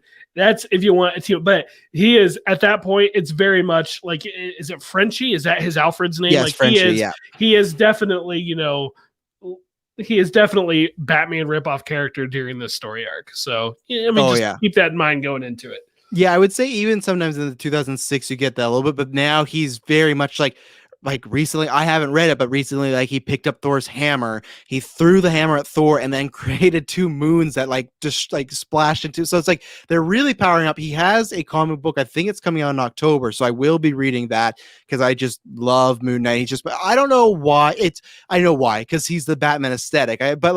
What I liked about him was, okay, if I would have read him, then he would have been lesser Batman. It was like when it was the mental illness, that's what did catch me, because it's like, what better way for a crime fighter to be fighting crime who doesn't even trust himself, who doesn't know sometimes when he wakes up who he's gonna be, who doesn't even know if this Khonshu thing is real right now. Obviously now in that latest Avengers run when he's like controlling 2 moons, obviously this thing is real. I like it better when they play up the Khonshu as like, is he just a powerful being like that's actually out there helping Mark Spector, or did Mark Spector just hallucinate this all in the desert and he thinks he's somebody? But then the second Mark Spector throws a crescent moon like air bubble at someone, you're like, okay, he has powers. So we'll see what happens with the actual show. I think they'll go a little mystical because it's getting pretty crazy, but I'm very excited for that. That is my most behind the Batman. That's my most anticipated like comic book thing right now is Moon Knight, Oscar Isaac. It's going to be a good time. Oh, and the other thing I'd say is I don't know enough of them to list off. People really love a lot of stuff. He was in West Coast Avengers.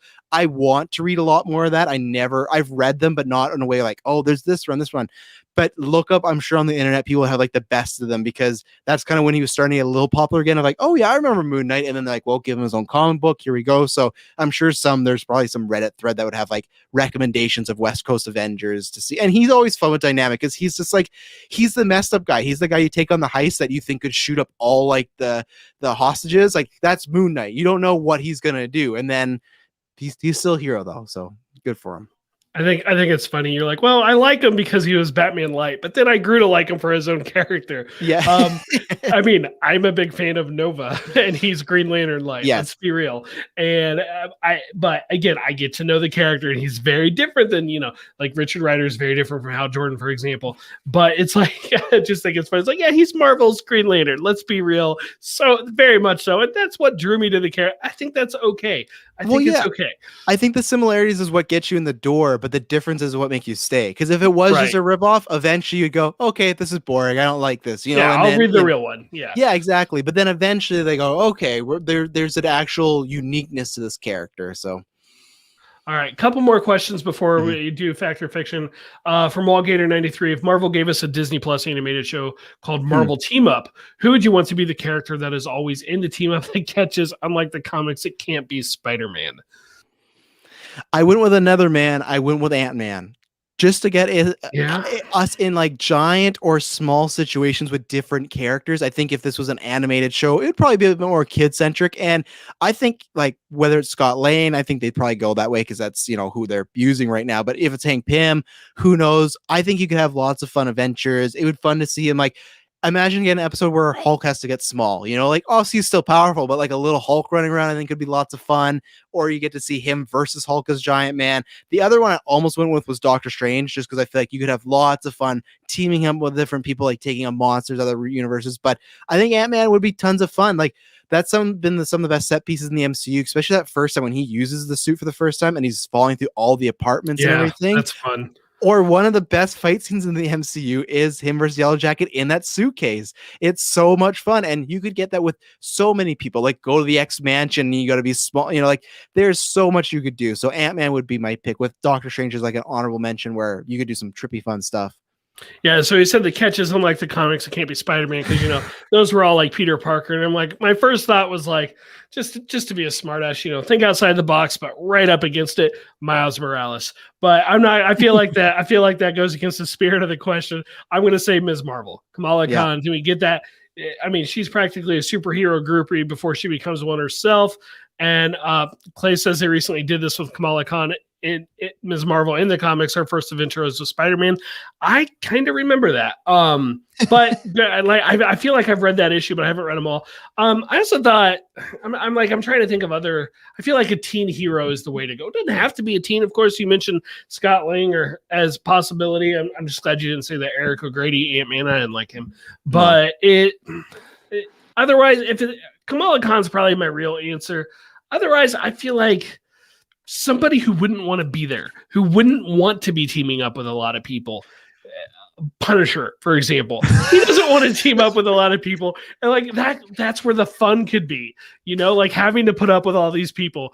I do think that would be fun. So that's ultimately I gotta go Kamala Khan though. What's up, Miles? You ready to go kill some criminals? What exactly?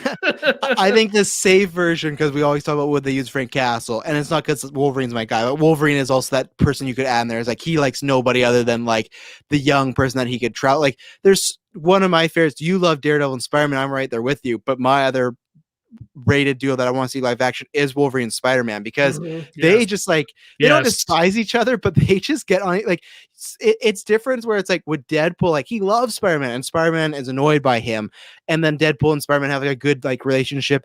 Wolverine and Spider-Man almost equally dislike each other, but I can't remember what the name of it was. You might know. There's a comic I read. It was the first time I ever got comicology, is when they get stuck on an island together, Wolverine and Spider-Man, and they're there and they got like get out. And it's just so good because I don't know if they even have their powers, but it is a annoying cousin with annoying cousin situation. So if you're going the hard ass route, Wolverine's another one too, because he just doesn't get along with a lot of people, like other than like, some young doting females who he feels like I gotta take care of this person. He just is a pain in the ass. So it's okay. I just thought of one more. Let's mix it up and go with the villains. But have it be a total loser like Stiltman or something running around, and he ends up having to team up with like Magneto or Doctor Doom or something like that, just to be mix it up, take it from a different angle. Ooh, I'm not gonna choose Loki, but Loki's like an easy answer because obviously what's happening right now, he has lots of fun dynamics with people. See, and I had another one, but I feel like it's too easy because I was thinking MODOK. I would love if it's. I don't know. I don't know why my brain's pulling me here, but I'm just gonna say it. I have no real pitch yet, but it's the Spot from Spider-Man. I don't know why. Yes, absolutely. That'd be a blast. But I think if you're thinking like a fun comedic kid show, I think the gimmick could almost be like he's trying to prove himself as a true villain, and everyone's like, "Dude, you're the Spot," like, and he's teaming up with other villains, and maybe like they commit a crime, be like, yeah, I was there too, or something like that. Or maybe he's actually doing these crimes, but other people take credit for it. I just think the Spot, because he's such a fun character. I fell in love with him in the animated series. I hope these rumors are true about him being in Spider-Verse too. Sign me up for a Spot, super villain team up with somebody. All right. Our last question, Fanboy Clay. We've talked about the Sony Marvel relationship since their messy short breakup a few years ago, with the resurfacing of Abomination and everyone reminiscing about the Incredible Hulk. Yeah, because it's now suddenly everybody's favorite Marvel movie. Should Universal work with Marvel for a Hulk film or keep him as a supporting character? So one thing I'll say as somebody that before or after Endgame recorded an MCU ranking, I long time ago was praising Incredible Hulk. I think it's in my top 10 or just below. So I've always loved that movie. I'm not going to be a bandwagon jumper. There's definitely lots of that going on, but I love Incredible Hulk. It's probably, I think, the most underrated MCU movie, maybe behind the first Thor, because I think the first Thor does not get talked about enough. But I love that. I'm a big proponent of Edward Norton. I prefer him over Mark Ruffalo. There's no reason because I feel like, and we talk about those Sony stuff, like I feel like the word is with this contract, there's like not an end date or something on it. Like it's something really weird of why Marvel can't like wait for it to get the rights back, or why Universal can't be like, oh, we have to make a film and use and distribute it. It's really weird. And obviously with signing these times, I'm guessing like when Marvel's really hurting for cash, they're just looking for anything. So it's this thing of like what I've heard, and I could be wrong because it's a lot of time we just hear this from other people that are scoopers or podcasters in the know, as far as like Marvel doesn't have to pay them anything as long as they don't make a film and just like Ed has to distribute through them, right? So that's why we're getting She-Hulk. We still don't know, could you just do the Hulk TV show? We're unclear on that. But if they don't, if Paramount can just keep that, why would they get rid of it? You know, like what, like they hold it over Marvel if they ever want to make it, and at the end of the day, it would be a paycheck. So I don't think there's a way to work with it. And I also think I don't think a Hulk movie. I think it's neat in the sense of I'd love it to see his character, but I think it's the same way. I know you don't like me saying this, but I think if Spider-Man and the divorce happened again, MCU would be fine without Spider-Man. Spider-Man helps a lot being there, but I think they've done enough with Spider-Man there. It's like we had a good run. We're creating all these new characters. Same thing if they could never use the Hulk again in the MCU. I think they used him quite a bit well, and I think he's great as a crossover guy. So sure, I'd like to see it. We talked about that in our chat, and you guys talked about that in MA of like, you know, my worry is with She-Hulk, is there going to be too much Hulk? I prefer that to be his Hulk solo stuff. We'll see when we get the show. But for Paramount, there's no reason for them to give it back. It's kind of like the Spider-Man thing of like, yeah, Marvel could get Spider-Man, but they'd have to pay a paycheck that is not worth it. As far as what I know about the contract. Well, Marvel will definitely have to pay more than Spider-Man is worth to get those movie rights because they already have so much other Spider-Man revenue. Hulk, my understanding is Universal has first right of refusal to distribution. And distribution is where all the money is. So why would they ever say, no, we're not? So Marvel, they could make the movie tomorrow. They just got to let Universal distribute it. Where all the money comes from theatrically, why would they do that? I mean, that, and who I have no idea how this would go with Paramount Plus and Disney Plus or whatever, you know, because this is all pre-streaming. But regardless, it makes no sense. If I'm Marvel, I'm not bothering with it. And the reason why is I can get all the benefits of Hulk. I can put Hulk in Thor Ragnarok. I can have Hulk in the Avengers. I can do Hulk storylines, adaptations. He's not the lead character. He's not the title character, but I can get the benefits of my audience getting to know that Hulk is going to be a part of the movie and just put him in a different one. The She-Hulk thing on Disney Plus was a big surprise because, television was a big gray area. And so it's not, well, it's at least this because She-Hulk, and my understanding is She-Hulk can't be the title character of a movie because it's a Hulk character. So if I'm Marvel, no, I wouldn't. I mean, not for any real money anyway. I wouldn't bother with it. And I don't know why Universal, why would you ever give that up? It's a weird contract, but when Marvel was going bankrupt, they did what they had to do to survive. And this is one of the fallouts there. Yeah, Clay brought up MCU Cosmic like a year ago. I think we had maybe talked about this. So that's like a very like C tier scooper site, not reliable. But there's a few people like, the rights of him and Namor are reverting back. I'll wait and see till that announcement happens. You know, like Namor's the same way allegedly, but if he's in Black Panther 2, it's the same idea. They get to use the character, just not by himself. And honestly, right now, if I'm Marvel, I wouldn't want a solo Submariner movie anyway. No, not with Aquaman popping off. It's too close to Aquaman, and Aquaman was a massive success. So no, would not want that. Yeah, well, thanks everyone for sending questions because we were like, oh, it's light on news and stuff like that. But like, with a few questions, Loki and now Factor Picture, like, we'll hit a full show here. So thanks everyone for sending those in. Some fun ones there, and Yeah, I guess I will. Oh man, I gotta pull up I have them up. fact or I got fiction. them. Okay, good. I got them. I don't I know. pulled them up already. I also got a new iPhone. I got the iPhone. You know more than me. I got the purple one. What is that? Is that 12 or something? Or what is the? You're holding a 12, but they're so yeah. I Yeah, mean, they didn't yeah. make purple in the other one, so yeah. Okay, yeah. So I got it. I don't even know. My fiance just says, "Yeah, sure." I just want the purple one. So I have that, but I haven't actually logged into the Marvel Alliance Twitter account on it yet. So I got to do that on my other phone. I have 3 phones now, so it's Obviously. crazy. Yeah, Obviously, it's a good time. that's But not suspicious at all. Okay, so last week was Chris. First up for his Factor Fiction, he said we will see Wolverine don the brown and tan costume instead of the yellow and blue. 64% of this was fiction. Where were you with it? I was fiction as well because the way I think he was, the question was worded almost made it sound like that is the main suit he'll be rocking. If it was ever, I would say fact because I think he'll definitely. We've seen Tony Stark go through variations. We've seen them all Sure. go through variations of suits, right? But if it's like the main suit is the brown and tan, I don't think so. Unless what I've talked about before, if they come in the X-Men and they go, hey.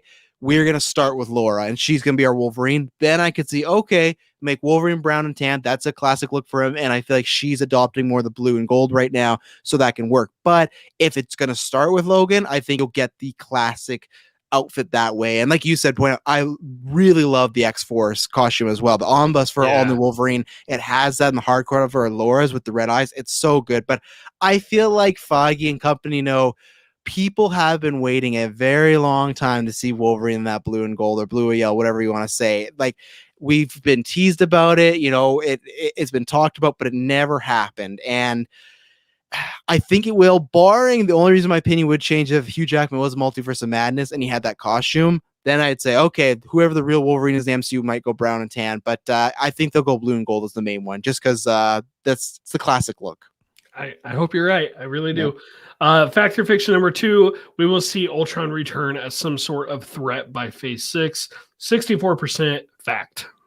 Yeah, I think so because he didn't say movie or TV. If he would have said movies, I would have said, I don't know, but I think Disney Plus could be a place for that. Like I've said before, I still see whether it is Scarlet Witch and Vision. I could still see I honestly see them. Hey, we're making a Vision show. People would be excited to see. Hey, it's him trying to find his memories, find his life, and somehow Ultron's a villain there. That works. So I think Ultron will pop up again. If Thor: Dark World gets referenced and gets time travel back into an Endgame, we can get Ultron back. So. And then number 3, we will see at least one new main character from a Disney Plus solo series jump to the big screen in their own movie by Phase 6. Yeah, that was 81%, by the way, was fact on that. Yeah, Phase 6 is a long time. I was definitely leaning more towards fiction, and I think I will I'll say fact, but I think it will be near the tail end of Phase 6. It's not happening here. And I know you brought up Falcon last week, but I also thought at the same point that's still continuing like Captain America 1, 2, and 3, right? So it kind of gets that mulligan of well, it's already a trilogy. It's not happening in Phase 4, as it seems like. I don't think it'll happen in Phase 5.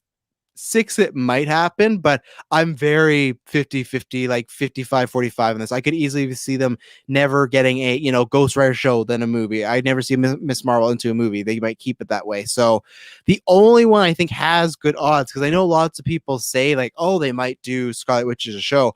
I still think that her getting a movie is very much in the cards, just because I've said this since the show, but even more so, I just feel like Elizabeth Olsen's just blowing up as star power. I always say once you see someone on Hot Ones, that's when you know, oh, okay, they're going around to everywhere. They're Hot Ones is either really established legends or people really breaking out. And since WandaVision, she's been on this. She's getting the big Emmy campaign. She is, and I've said this too, when you are on the Tonight Show and you're not the second guest or a co-guest and you're the main person, you're top crap. So I honestly think they could say, hey, Phase 5, we're doing a Scarlet Witch movie, and that could count. So I will say fiction because I think it will have, obviously not a new main character, so I just ranted for nothing. So there you go. But I'll say fact near the end of Phase 6, though. That's what I'll say. Fair enough.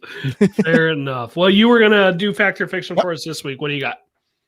All right, so I got 2 Spider-Man related ones. So here's a fun one, which, all depends on what happens with that first trailer. But in the marketing for Spider-Man No Way Home, you will see Charlie Cox. Fact. Oh, okay. Why do you think fact? Well, for starters, I really want it to happen, so I'm Yes. putting it out there. No, really, I think he gets people in the door. You showed Charlie Cox. You make it known he's Matt Murdock. He's Daredevil. I Mhm. do think that gets people in the door. So, is it in the first trailer? Probably. That feels like a third trailer thing to me. Yeah. This is another 50-50 because for me it's this debate of like, does that first trailer, because there's all these rumors right now of like, oh, Andrew, Tom, and Toby, they're all in New York, they're filming promo stuff.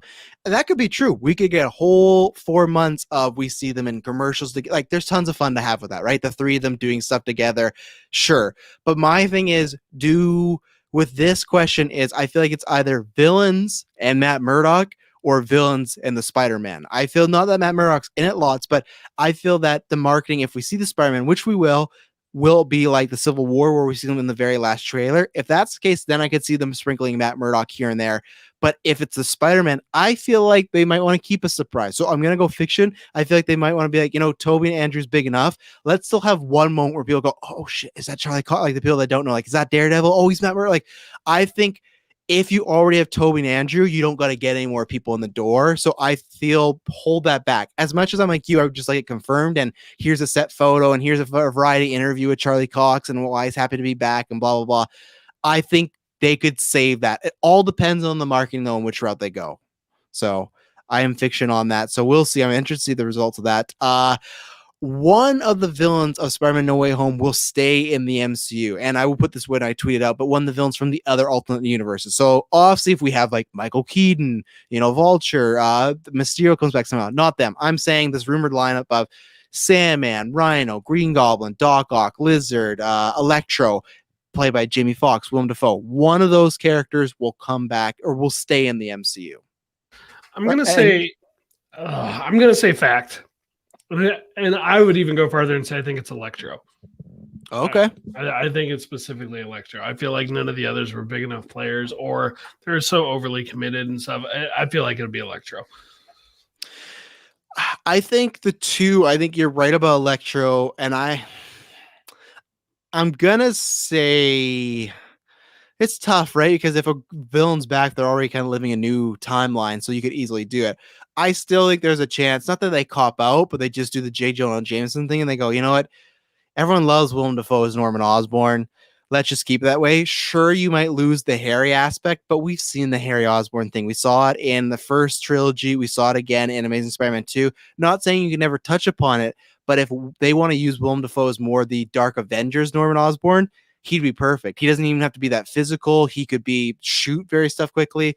So I'll say fiction because I think it's gonna be all nice and tidy and they'll go back. But I'm again not strong on this one. So we'll see. And then this one is a money one because obviously Fast and Furious came out last week, huge box office, biggest one since Rise of Skywalker, which is a crazy sentence to say, almost as crazy as ignore the alligator. But obviously, lots of people are talking about like, what's Black Widow going to do next weekend? Is going to be 100 million. In 2022, will there be a $1 billion MCU film? So any one of the 2022 films will hit that $1 billion mark. I'm trying to remember what the Phase 4. We got Doctor Strange, we got Thor: Love and Thunder, and I feel like we got something else as I'm forgetting it too. But I'll pull it up here. MCU films 2022. So the only reason I'm asked is because I know 6 months ago we were all having a different conversation of like the $1 billion movies might be dead, but it's like people, as far as the movies coming back and doing well, are doing, other than In the Heights, are doing kind of above expectations. Like the fact that to me Fast and Furious and its opening weekend made more than Hobbs and Shaw is crazy, and like we're still just recovering from the pandemic. And I think what I said on a few weeks of Geek First, where I think it's done the reverse of like people that were maybe like, even myself was like, yeah, I'd pay for movies at home. I really miss the theaters, and now I'm like, you know what, I do want to get back. I'm fully vaccinated now, so I have Wikipedia here. So we got the film. So 2022, we have starting off Doctor Strange: Multiverse of Madness, Thor: Love and Thunder, Black Panther, Wakanda Forever, and The Marvels. So you have two films that the first film's made $1 billion. You have Thor: Love and Thunder, who has Guardians. You got Christian Bale, the greatest actor of all time. You got a bunch of stuff going on there. Doctor Strange: Multiverse of Madness. You could have craziness going on. I'm actually a fact on this, even if I think Black Panther might happen because that's one of those things of probably gonna be a great film. I trust Ryan Coogler, but as morbid as it is, there is a curiosity factor of how do they pull this off. Dark Knight had that. Dark Knight was successful for many other reasons, but it had that with Heath Ledger. Fast 7 had that with Paul Walker. This will have that of how do they do this film without Chadwick Boseman? Who do they, because us comic fans will probably know it's Shuri, but I think in the trailers, they might make it seem like who is the next Black Panther.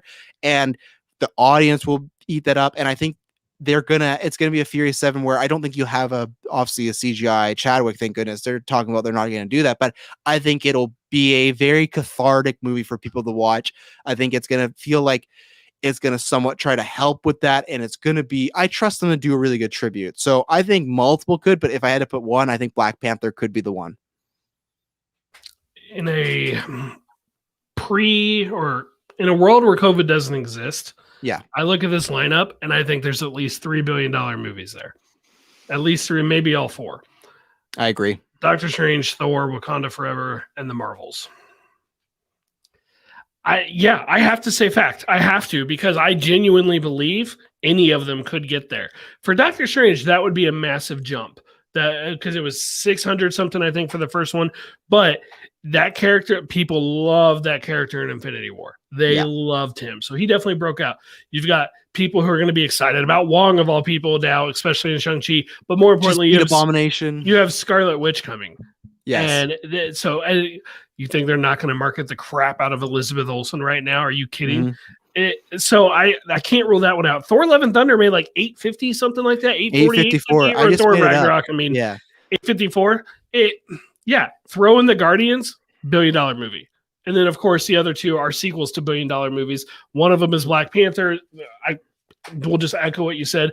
The other one, okay, yeah, sure. Part of the first one was like, part of the opening weekend of Captain Marvel was, do we need this for Endgame? It turns out you really didn't need it, but part of it was that.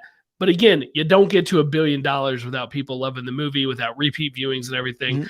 Add in the fact that Ms. Marvel is going to be in it. Add in that Monica Rambeau is going to be in it. Monica was definitely a popular character in WandaVision, and I think Kamala Khan is going to hit huge. Her character has just been rising, and I think it's going to skyrocket after her show.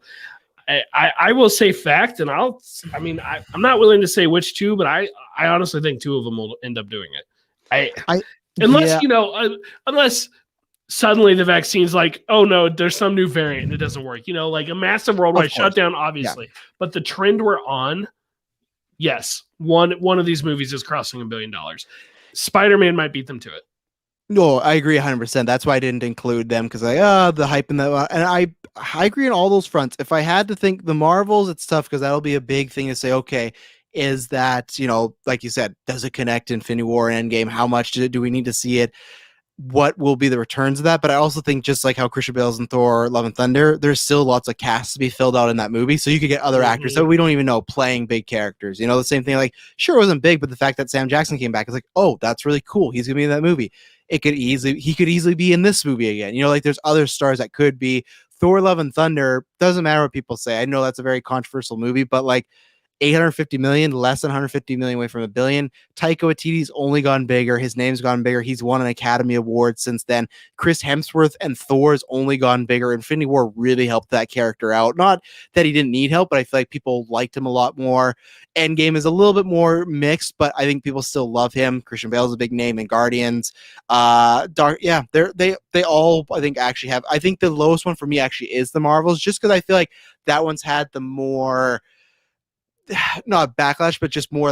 I feel like people watch it less. Even myself watch it less, but I feel like when I see people talk about the greats, I see people fight about Thor Ragnarok being great or terrible. I see people this or that. I know people love Doctor Strange. Captain Marvel just seemed like, it came out, people liked it, some people didn't really care for it, but it's just kind of there in the MCU. I really enjoyed it, but I actually have enjoyed it less with each repeat viewing, but I still am a big fan of that. So yeah, I'm a fact on that, and it's gonna be interesting to see if even Spider-Man could do it, because I've said this, we've talked about this privately with GUA, but even just like the fact you got Spider-Man in December and then Batman coming out in March, I think those are 2 films that have a good shot at being $1 billion. So if those hit that and we start cranking out these $1 billion movies again, might not be the same as a few years ago, but it means they're in shooting distance. So Spider-Man, I would put his chances above the others. You've got, as far as merchandising goes, the most valuable character in the world, as far as merchandise goes. You're bringing you're bringing in Tobey Maguire. Yeah. I mean, all respect to Andrew Garfield, but Tobey Maguire, knowing he's going to come back, will be a huge freaking deal. And so I really do think. Plus, it's coming out at that holiday time, which was think back to Aquaman. Like we said, it's a really good time for a blockbuster movie. It's the same way Flash is going to have this as well. It has the Force Awakens effect, where when Force Awakens was coming out, the reason it was such a big event was, yes, it was Star Wars is coming back, but it was a generational thing, as multiple age groups were excited for this. New people, my parents, my grandparents, my sister, even Andrew. There's a generation where that's their Spider-Man. You know, that's absolutely. And the same thing with Flash. You have Ben Affleck for the current fans. You have Michael Keaton for the classic ones. So these films are, to me, that's the Force Awakens effect. That marketing has just like found a way to get nostalgia in a bottle and make it a drug. And I feel like if they can tap in that, and it's funny because Spider-Man No Way Home now comes out in December, and that like Force Awakens slot, when that just destroyed Force Awakens. And it was at a time where we were like, is it going to catch Avatar? It didn't, but it was just it was the biggest opening weekend, all this stuff, right? So I think when you can find that way to, yes, there is an event like Endgame, but this is a different type of event. I'm not saying it's going to be bigger than Endgame, but this is, like I said, this is that like nostalgia generation event. Everyone saw Endgame because like we need to see this ending, like a Lord of the Rings, the final chapter, right? This is I want to see this movie with my dad, with my grandma, with my daughter, because it's just like, this is all these generations coming together. Same thing as Flash. My dad got me hooked on Batman. Michael Keaton was his Batman. I want to be in the theaters to watch that. There's some films that, regardless, even if they review and critics gave this a 0%, some of them are going to make $1 billion. Now, sometimes some movies that I thought for sure would make $1 billion, like, I don't care, Batman versus Superman, sometimes it doesn't happen, but it takes a lot for that to happen. I think these generational movies are a little bit different because it's just, you have that like once in a lifetime feel, you know, and that's where it's special. So yeah, it doesn't always get there when you think when you think all they can do is trip and fall into money and they're going to hit $1 billion. It doesn't always get there, but you know, yeah, you compared it to Force Awakens. Well, to fulfill it, for any of these movies to fulfill that, they got to do half of what Force Awakens did, and they fulfill your fact or fiction. I can't rule it out because right now, at least most movie theaters, you have half or more of the capacity. I won't rule it out. And like, obviously, you know, because I'll get some tweet about it or something like that, but like for the Batman versus Superman comparison, the reason I talk about those two icons, I've been that way with Marvel too. Like, for years on Geek First, when Guardians of the Galaxy 2 was coming out, I said that's for sure going to be a $1 billion hit because so many people love that movie. It wasn't a failure or anything, but I was just shocked it didn't, because when that trailer came out, the first one, everyone loved it. And I thought, oh, I just thought it's going to happen, you know, and it didn't. I was like, okay, not a failure. Same way as BVS, not a failure in the sense of like, it made lots of money, still a huge profit margin, but it's just one of those where I actually, same way if in regular times, if No Way Home was coming out, like you guys sometimes say that before times, and it didn't hit $1 billion, I would be shocked. I'd be like, oh, wow, what happened? You know, and that would show that clearly this didn't connect in a way. So it can happen, but if anything has a shot, I don't think anything for the rest of the year does, just in other movies. Spider-Man is the one. And then, like I said, people say I'm biased because of the Batman. I just say that the Batman as well as coming up second is just because when trailers get shown on my Facebook from people that aren't into this, like the Batman was, that's when I go, okay, this is really hitting with people. You know, this is me, like the same way Loki, I think, has hit a bit more with other people that I see on my like Facebook timeline. I feel that check one thing out, I go, okay, this is hitting with a lot more mainstream people than maybe even WandaVision and Falcon did. Spider-Man will do that, and the Batman will do that, and in 2022, some of those other Marvel films might do that. So we'll see. So those factor fictions will get tweeted out on Sunday and vote away, and then it's gonna be your turn next week, sir, when it's back to regular. Well, in 2 weeks from now. Yeah. I got a few in line already. You got a few, but I feel like after Black Widow, you might have a few different ones, because I feel like that's going to open up some questions that you didn't have before. You know? Thankfully, a couple of them are more evergreen, so it'll be all right. Yeah. Well, we did it. We were worried about being a short episode. Having a show, and it's, I think, the longest one since I joined the show. But that's okay. You know, Loki gave us a lot to chew on, and well, I've never been accused of the short answers. And the way I look at this too, also, is next week will be no news really. So that's where we're giving you a little extra, just conversation, regular Marvel Alliance talk, when it's just going to be Comic Club and Loki and Black Widow. You know, you get your little fill of news and factor fictions. So there you go. Yeah, so next week we will be back to Comic Book Club. We're going to skip it this week until Chris is back. So he's off enjoying his anniversary vacation. So definitely, happy anniversary to them. Want to again, mention OPP as their sponsors. Use Marvel GUA for that club. You can follow the podcast on Twitter, Marvel A Podcast. I'm at Brentak Prime. Travis, where are you at? I'm at Travis B. Snail. You can find me sometimes jumping on here. Like just 2 weeks ago, I was on the Long Halloween review with Hind. You check that out. I'll be back for part 2 because we were surprised it's coming out in July. I had no idea. We thought it was like another year away, and nope, it's coming out very soon. So I'll be back for that. I'll be guesting on other stuff here and there. And then, yeah, you can find me on Geek First. We usually do about 3 episodes a week. We kind of do a newscast. We do our Loki reviews. We do some movie reviews, but I'm always bopping around. So yeah, find me on Travis B. Snail. I'm talking about that. I'm talking about which another food analogy I didn't have. I even had a food analogy for Moon Knight that I forgot to bust out. I was gonna say that Moon Knight was like when a chef, when they started writing him, was like they had all like a meal, but like they kept tweaking it. But then they just had that one guy that came from a different restaurant and perfected it.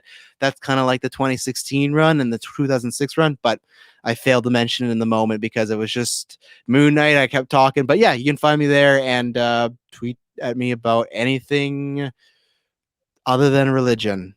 That's about it. Other than religion. Fair enough. Well, all right. Please do rate and review the podcast. Take a minute or so to do that on Apple Podcasts, Spotify, wherever you're listening. Please rate and review it. It really does make a huge difference in getting new listeners and getting the word out. So if you're enjoying the show, please do that. I guess if you're not enjoying the show, you know what? Tell me why. I want to know. Tell me why if you're not enjoying the show. I can take the criticism. It's all right. So with that, Excelsior, true believers.